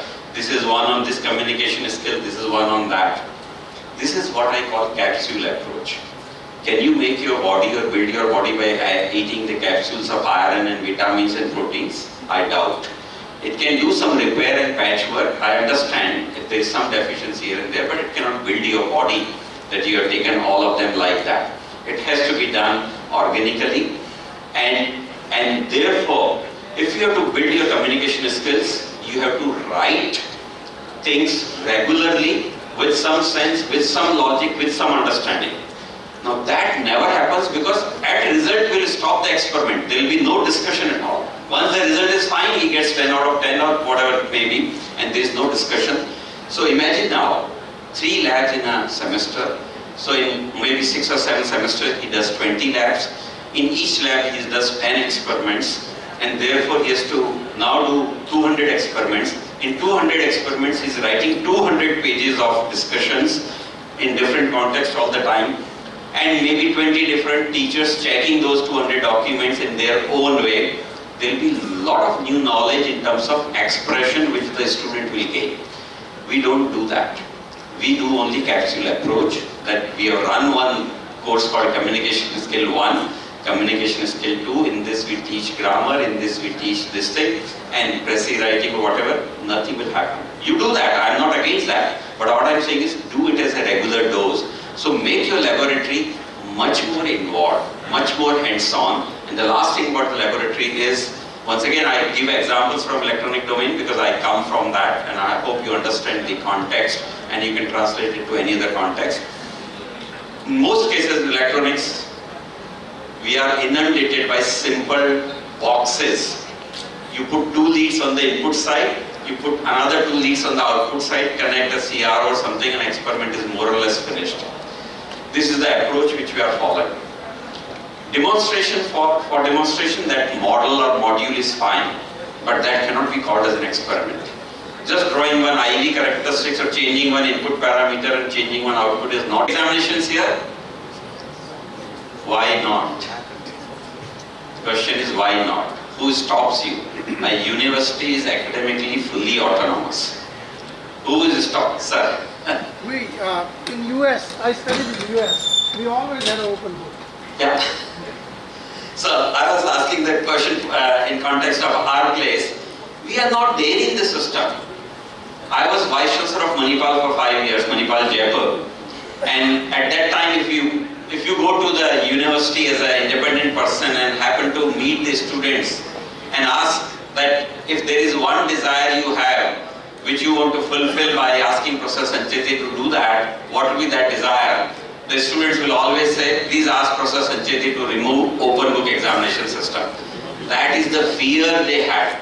Reason being, they didn't want to change. Reason being, it is not a stereo draw type question paper called draw, define, derive, describe. No, this is not required. That's a very poor way of doing the job. You unnecessarily keep reading pages after pages and define, describe and all that. There is no point in that. Give innovative questions and get innovative answers. Marking becomes fast, easy, crisp, whatever. And you know the mind of the person the way they attempt it. Alright? And you also gain in the knowledge with the new attempts which are there. And therefore, when they used to cry, sir, please remove the open book examination system, I used to tell them with folded hands. They will also demand with folded hands. And I also used to say with folded hands, keep the book closed which is in front of your copy, and it will be a closed book examination system. The point, however, I am trying to make is, people had fear for change. You have the fear for change. Most of us have the fear for change. And please tell me a situation in the real life. Once you become an employee of a company, is your boss going to tell you a question or a situation where he is going to ask you, give me a closed book answer? Is he going to do that? He does not bother about anything, he or she, whoever it may be. They only demand best answer. From wherever you may get, your friends, your knowledge, other consultant, big data, maybe Google, whatever it is. I need the best answer, and if possible 2-3 answers so that I can select all that. Alright? And that is what I'm saying is rest of your 50 years of your life is going to be an open book examination system. Why shouldn't we prepare our students for open book examination system? We should. That is our duty, pious duty. So if you've not done it, do it in PG courses at least. Please understand, how many of you are electrical engineering people or electronics people? Just raise hand for sake of... Okay, some 20-50 people are there. I hope you understand the concept of impedance matching. I'm giving you a real life example. Sir is anyway electronics person, so you know that. Impedance matching. So what we do in impedance matching, there is an input and there is an output. Maximum power transfer we try to do by impedance matching. So we are getting a raw material called a student who is 12th graduate. We are putting that student called graduate now in the market. Who is supposed to do? What I am supposed to do? Match his characteristics or transfer function or whatever impedance, whatever parameter you call, such that he is able to transfer maximum output there. And in that case, impedance matching means the output side need, you probably know that the input impedance should be very high in a given circuit so that it draws lesser current, and output should be very low so that it can do certain other things. You know that, electrical people will know it. And the same is what we are trying to do. It cannot be the input is same as the output, then there is no transfer function at all. And therefore my suggestion to you, my dear friends, is make the examinations also little different in your own way. Don't go by my prescription, go with your own imagination of that and possibly do it. Another thing, last one I'll give you, there are many things which I can share with you endlessly. Suppose your class has a size of 60 students and the standard deviation is very high in terms of performance. Lot of students are getting high marks, lot in the median, lot this, the spread is like 20 to 99 and the spread is very high. How do you control it? Ultimately, when I make a product called this iPhone, let's say, I want almost 99.99 performance repeatable. Every phone should be able to deliver. Suppose you are doing students as product, you want them to be as closer to as possible in terms of performance or as consistent as possible. Higher standard deviation will not be good. How do you improve it? Give me an answer if you have any imagination. Peer learning. Sorry? Peer learning can happen. Who is stopping you from peer learning right now also? Yes, to an extent answer is right, but we don't do it. The point I'm trying to make to you is from the examination point of view. Answer you're given is from the learning point of view. What I'm trying to say is, let's say you have a class of 60. You divide them into a batch of 10 each. Okay? And one student from each of the groups will be in the call group A, group B, group C. You regroup them in a certain way that one amongst top 10, one amongst top 20, one amongst this, like that you make the groups of 6 people each. So every group has one topper, one bottom person, one medium person and all that. Now if you try to say that the marks given in theory, I'm not talking about the practical you can always do it very easily. Marks given in the theory, 30 to 40% marks will be of group evaluation and 60 to 70% will be of your individual evaluation. Now this topper guy, who knows that his marks are going to depend on the bottom person, in the bottom grade person, is going to make him learn something and teach him something. So the peer learning will come into an answer, but the method is of different kind of an examination system which I am saying. That means when a topper person who is generally very introvert, he will not talk, share notes, talk to anyone, help anyone because he wants to protect his position, is suddenly worried that he wants to teach all the remaining 5 people so that his average marks also goes up. And when that happens, the average population in terms of knowledge will be better, average marking will be better, average performance. It's something like that. If each one of us help each other, whether in the forced condition or desirable condition, the chances are the society will improve. So I am talking about examination being a catalyst for improving that kind of a thing. That can also happen is through examination. So I've given you some 2-3 examples for how examinations can mold the teaching learning process completely. Okay? And that is what you need to adopt. You wanted to ask something on this or answer something on this? I was answering about the relative grading to reduce that. Okay. Relative grading is not an answer for improving the teaching. Unfortunately, relative grading generally makes sure on the higher side that not everyone becomes A++, because you can say that A++ grade is 99, then A+ is 95, then A or A- can be 90 or 91, so you can segregate them, alright? But at the bottom, if a student is failing or getting only 20 marks, you cannot change this thing. So the suggestion which I have given to you is that 99 marks guy is going to teach the 20 marks guy right away in this semester, because otherwise he will not get 99. Chances are that he will not get. And that's where I am trying to bring the improvement through examination. Alright? Okay, last I basically would come through a small thing in the laboratory domain. I don't have time, so I will not spend more time. I already talked about the virtual laboratory, so I will not talk about that particular concept. I'll talk about one simple thing, laboratory, and I'll make you think on those kind of things on your own. Some of these things are my own in terms of what I have experimented, like HOD hour I said, this slip thing which I said I learned from somewhere. This one which I'm going to share is my own imagination which I tried. I mostly found, I'm now 12.5 years as a Vice Chancellor, so I've stopped teaching.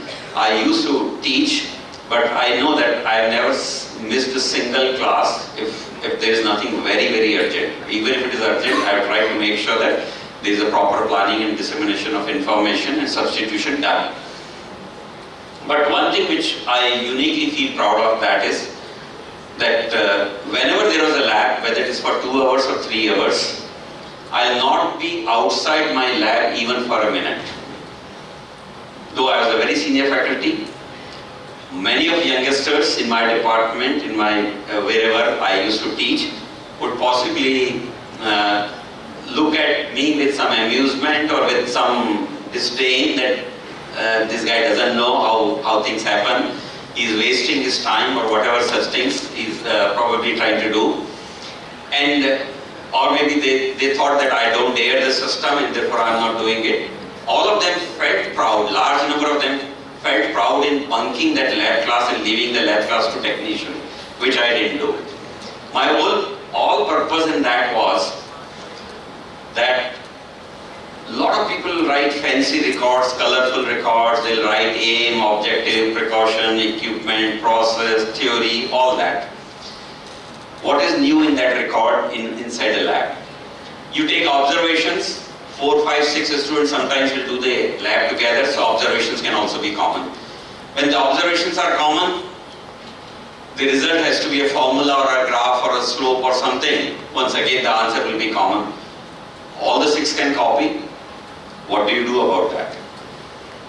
What, is there a learning if they are copying? No. I know that during our days, copying was not easy, so there were different methods of doing. A lot of people used to do just before the class. And there was no learning at all in that, and it continued for a long time. My thing was simple. You can as many pages as you want, I don't mind. I'm not going to read anything till that. Your observations will be certified by me when you are completing the experiment, and therefore I know what result you should get.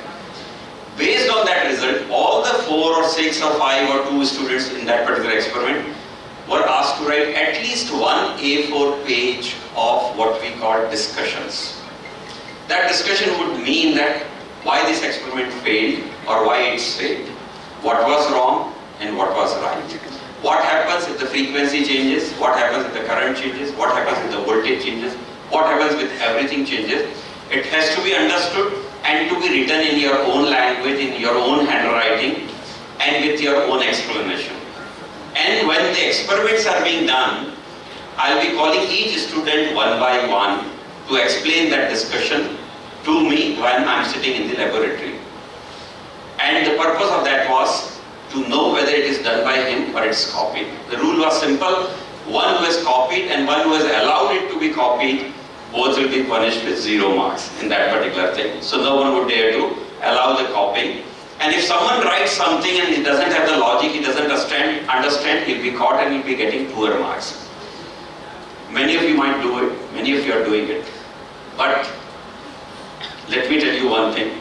Why it helps the students and why do the students remember you when they go through this kind of a thing is because all of us find that our engineers are not good. I'm sorry, I'm a little engineering centric because I come from that background, but I think the same can be applied to other disciplines also.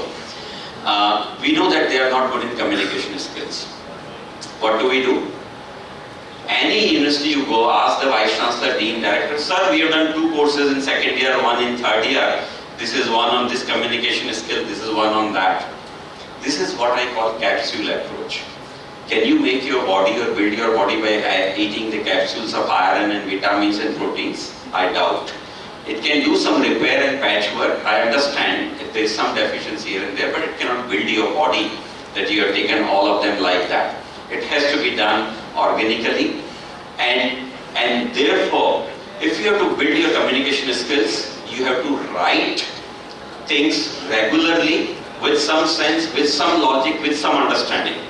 Now that never happens because at result we'll stop the experiment. There will be no discussion at all. Once the result is fine, he gets 10 out of 10 or whatever it may be, and there is no discussion. So imagine now, 3 labs in a semester. So in maybe 6 or 7 semesters, he does 20 labs. In each lab, he does 10 experiments, and therefore he has to now do 200 experiments. In 200 experiments, he is writing 200 pages of discussions in different contexts all the time, and maybe 20 different teachers checking those 200 documents in their own way. There will be a lot of new knowledge in terms of expression which the student will gain. We don't do that. We do only capsule approach, that we have run one course called Communication Skill 1, Communication Skill 2, in this we teach grammar, in this we teach this thing, and precis writing or whatever, nothing will happen. You do that, I am not against that, but what I am saying is do it as a regular dose. So make your laboratory much more involved, much more hands-on, and the last thing about the laboratory is Once again, I give examples from electronic domain because I come from that, and I hope you understand the context and you can translate it to any other context. In most cases in electronics, we are inundated by simple boxes. You put 2 leads on the input side, you put another 2 leads on the output side, connect a CR or something, and experiment is more or less finished. This is the approach which we are following. Demonstration, for demonstration, that model or module is fine, but that cannot be called as an experiment. Just drawing one IV characteristics or changing one input parameter and changing one output is not make the learning complete, because now he understands the design aspect, the fabrication or connecting aspects, and various other aspects also. But still, if he applies too much of current, too much of voltage, too much of frequency, or too much of anything for that matter, chemical or concentration, whatever it may be, the experiment may fail, the equipment may get damaged, and therefore there are limitations of learning through that also. The third thing sitting next to it should be a simulation tool. Today everything can be simulated. Every experiment and situation, electrical or non-electrical, can be simulated. Keep it right there. And then the student goes on to the third stage, where once again he can apply anything, because the software will not damage anything. But through that he can learn the non-linearities of the system. And most of the engineering things fail because of the non-linearities. There in the circuit, if you apply more, it will burn and something will happen, you lose the component. But in software it will not happen. You do all the 3 parts, you'll find the teaching learning becomes very complete. That experiment, that particular area, the student will never fail if he has done all the 3 successfully. But for that, the teacher will have to sit in the class. The teacher will have to have an approach. When there is a problem, first it is the duty of the teacher to solve, and if teacher cannot solve, it should be the technician who should solve. Because technician is a master of that particular lab, it's foregone conclusion. Teacher may not be, for whatever reasons. So teacher should attempt it first, and if teacher fails, the technician should do. When you lead by such an example, the chances are the students will behave, the students will take interest, and the students will do well in that sort of a laboratory class also.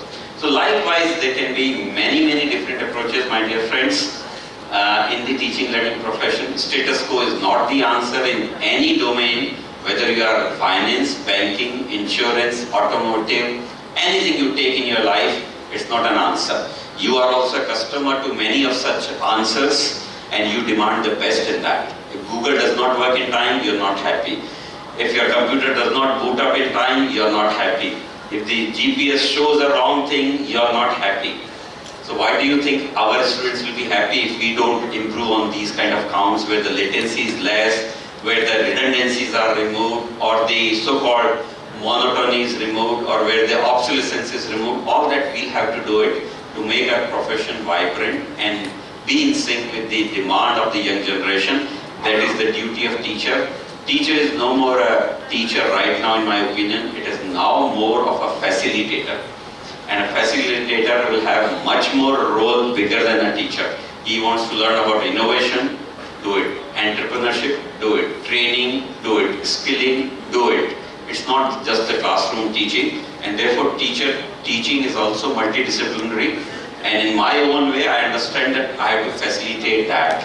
I may not have the unique answers or the best answers when a point is posed to me, but I feel very proud, and very proudly I tell, you ask me a tough question or a question which is so relevant but I don't have an answer, right in the public. But then I also promise them that next day morning I'll be there with the best answer I have. And if I don't have the best answer, I'll appreciate if you can give the answer to the whole class, and it will be appreciated. This is the approach. So with teaching, we learn more. If you have to master a subject, my opinion will be start teaching that subject. And that's how you will become the master of that subject. That has happened in my life. I'm sure many of you might have experienced such things in your life too. And therefore, challenge yourself, do new things, and be a happy teacher. This is what I want to say. With that, I'd like to close. Thank you for your attention. Thank you for your interest.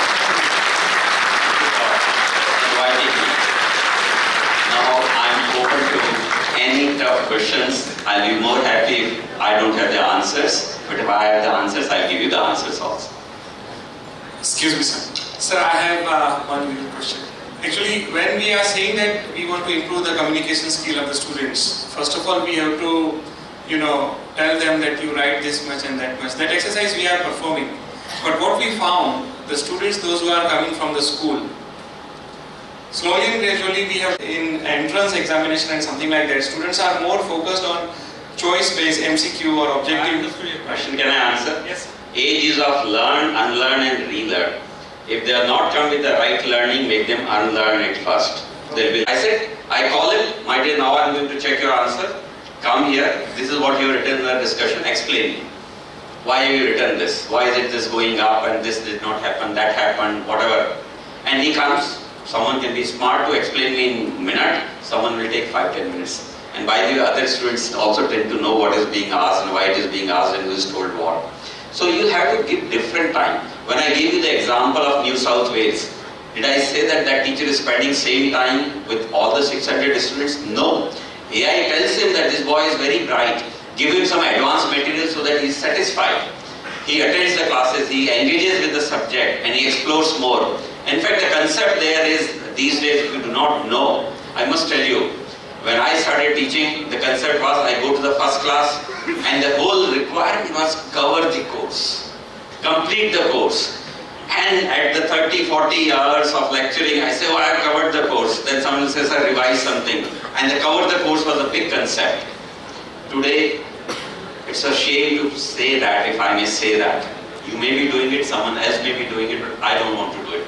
My role today is not cover the course. My role today is uncover the course. Uncovers its potential. Open that box of that particular subject. How much of huge knowledge and wealth or connectivity it has in the rest of the world is my duty. Give that excitement that this subject has this potential is my duty. So the whole concept has changed in terms of teaching, learning in many, many ways. I would be the one who will not curse others in terms of what they come with. I will be the one who will try my best. Even if they are best of the school, someone comes from ICSE, someone from CPSE, someone from state board, 20, 50 boards are there. What can you do? They are the best in their respective boards, but still they will be very different.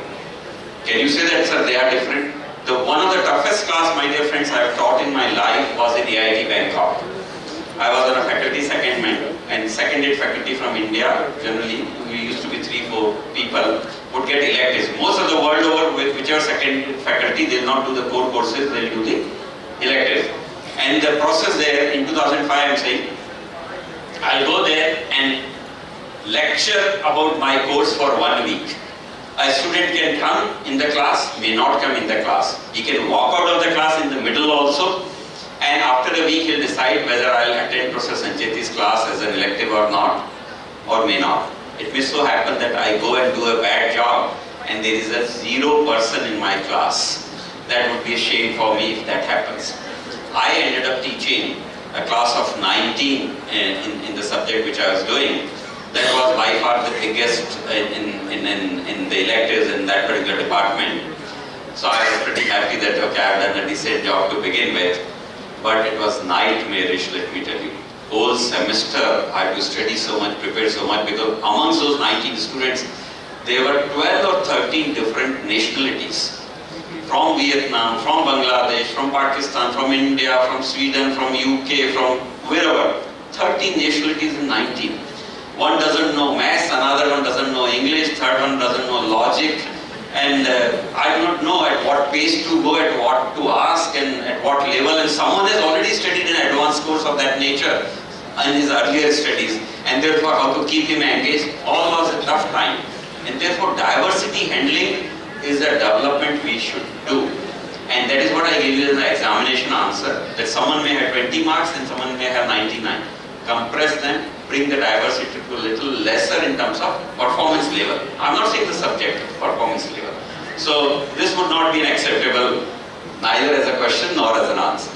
Alright? Yeah. Yeah. Sir, can you share certain mechanism for credit transfers in case of a MOOC or guided MOOC? Okay. Credit transfer is a hard work, but you should be ready for that. Autonomy is a hard work, you should be ready. When you are non-autonomous, some university affiliated you, therefore they made the syllabus.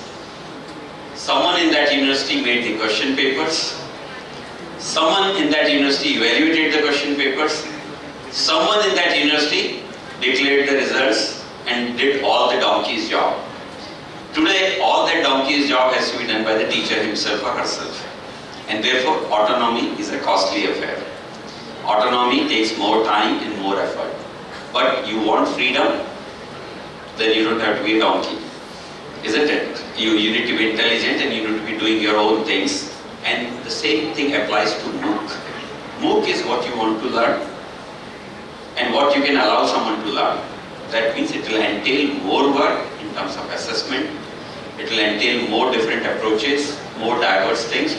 And therefore, first thing you require is an acceptance called mindset that MOOC is the right way to go, number one.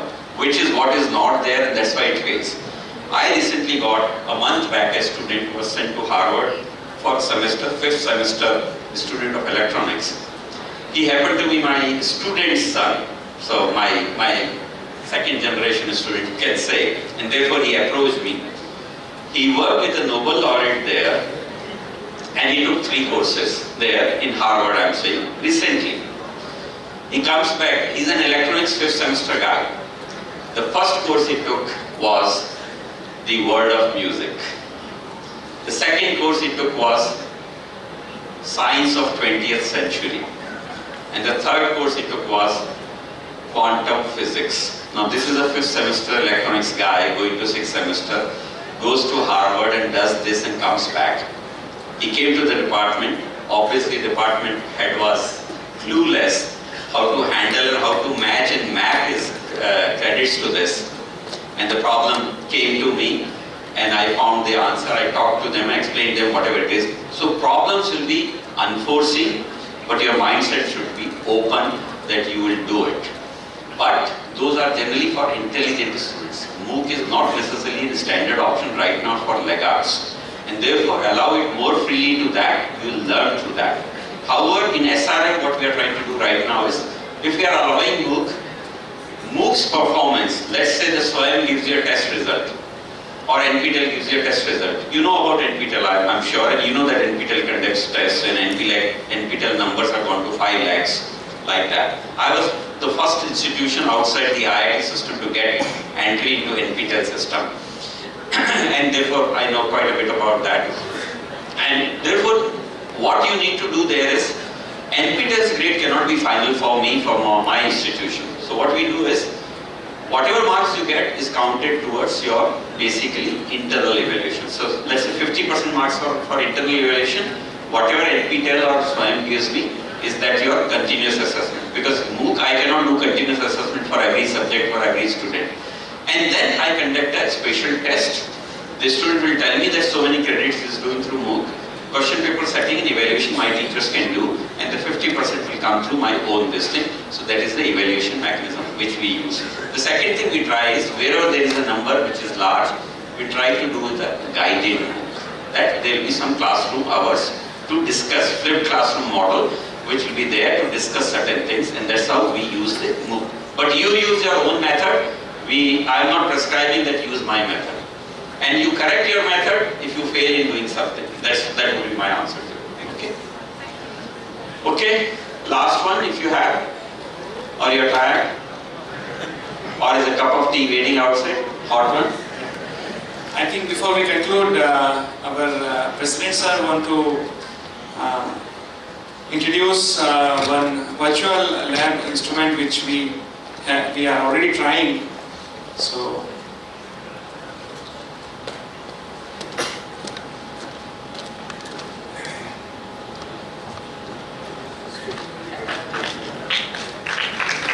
When I saw this device in America, kids are playing games with it. It's a 3D virtual reality. So I thought, I'm in the education business, why don't I apply this to education?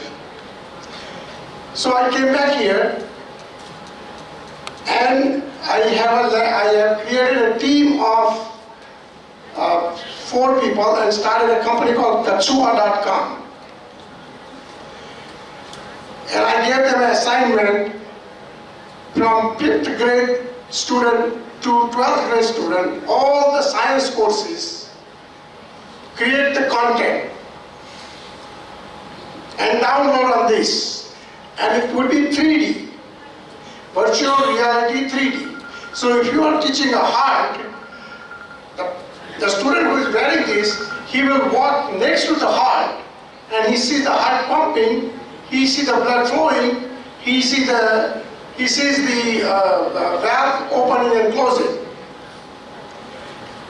So there's all kinds of chapters are already downloaded. So we have a library now.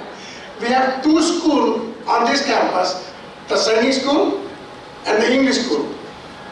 And each school we have a virtual reality 3D learning classroom. And while students at a given time, 15 students have these, one each. And the teacher has the iPad, and teacher is connected to this, so each student teacher can see what student is looking at also, and teacher can see on his iPad, so that if they have a question, they can question answer. For example, animal cell. So their teacher himself did not know what animal cell actually looked like. On the first day, he saw the animal cell, cut the animal cell, went inside the animal cell and found out what this is all about. And the way I got this idea was, about a year ago, I went to some gathering and all the parents are paying about 1 lakh rupees per year for students to pass 11th and 12th exam so they can get in the medical school, so they can Goki Maru, just remember the stuff, and not knowing, they can tell you, they can write about the Bharat, but they have never seen the Bharat. The only Bharat is the student himself. So here we have a practical way of learning, and they actually feel and touch.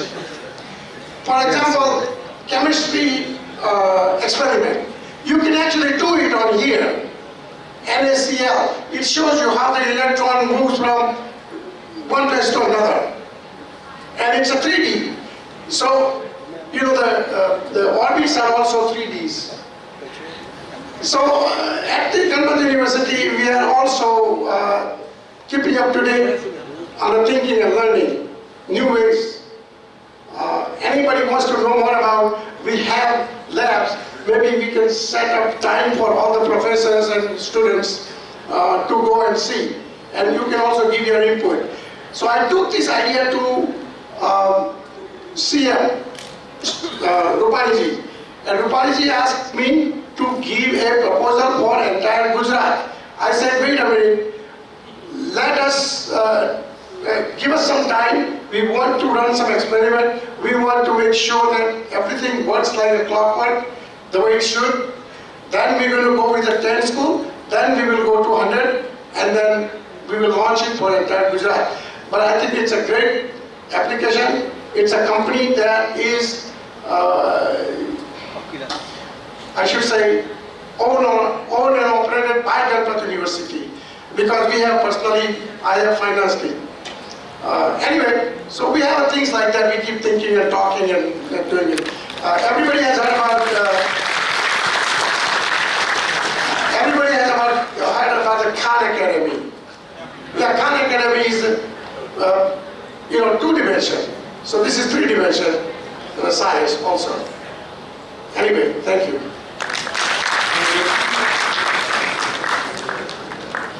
Thanks. I'd like to compliment sir for this kind of an initiative, because I did not talk about many of the so-called technological things because of the time, but virtual reality is something very, very big in terms of teaching, learning.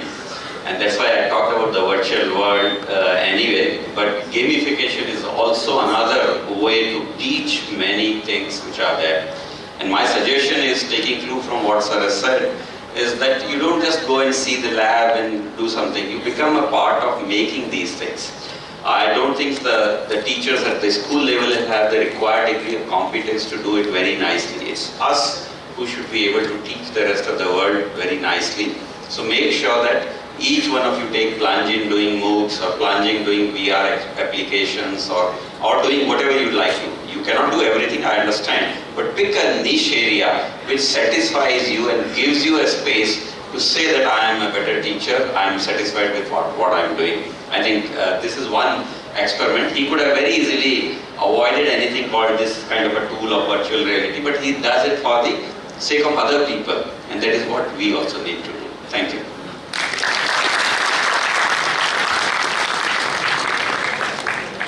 Thank you, sir. Thank you once again for a wonderful, thought-provoking lecture. Whatever suggestions you gave us, we will surely try to implement and innovate in our regular teaching learning process. Towards the end, I would like to thank sir for sharing his views and ideas on innovation practices in higher education. I think I would like to conclude the session. We all will rise for the university song. Please.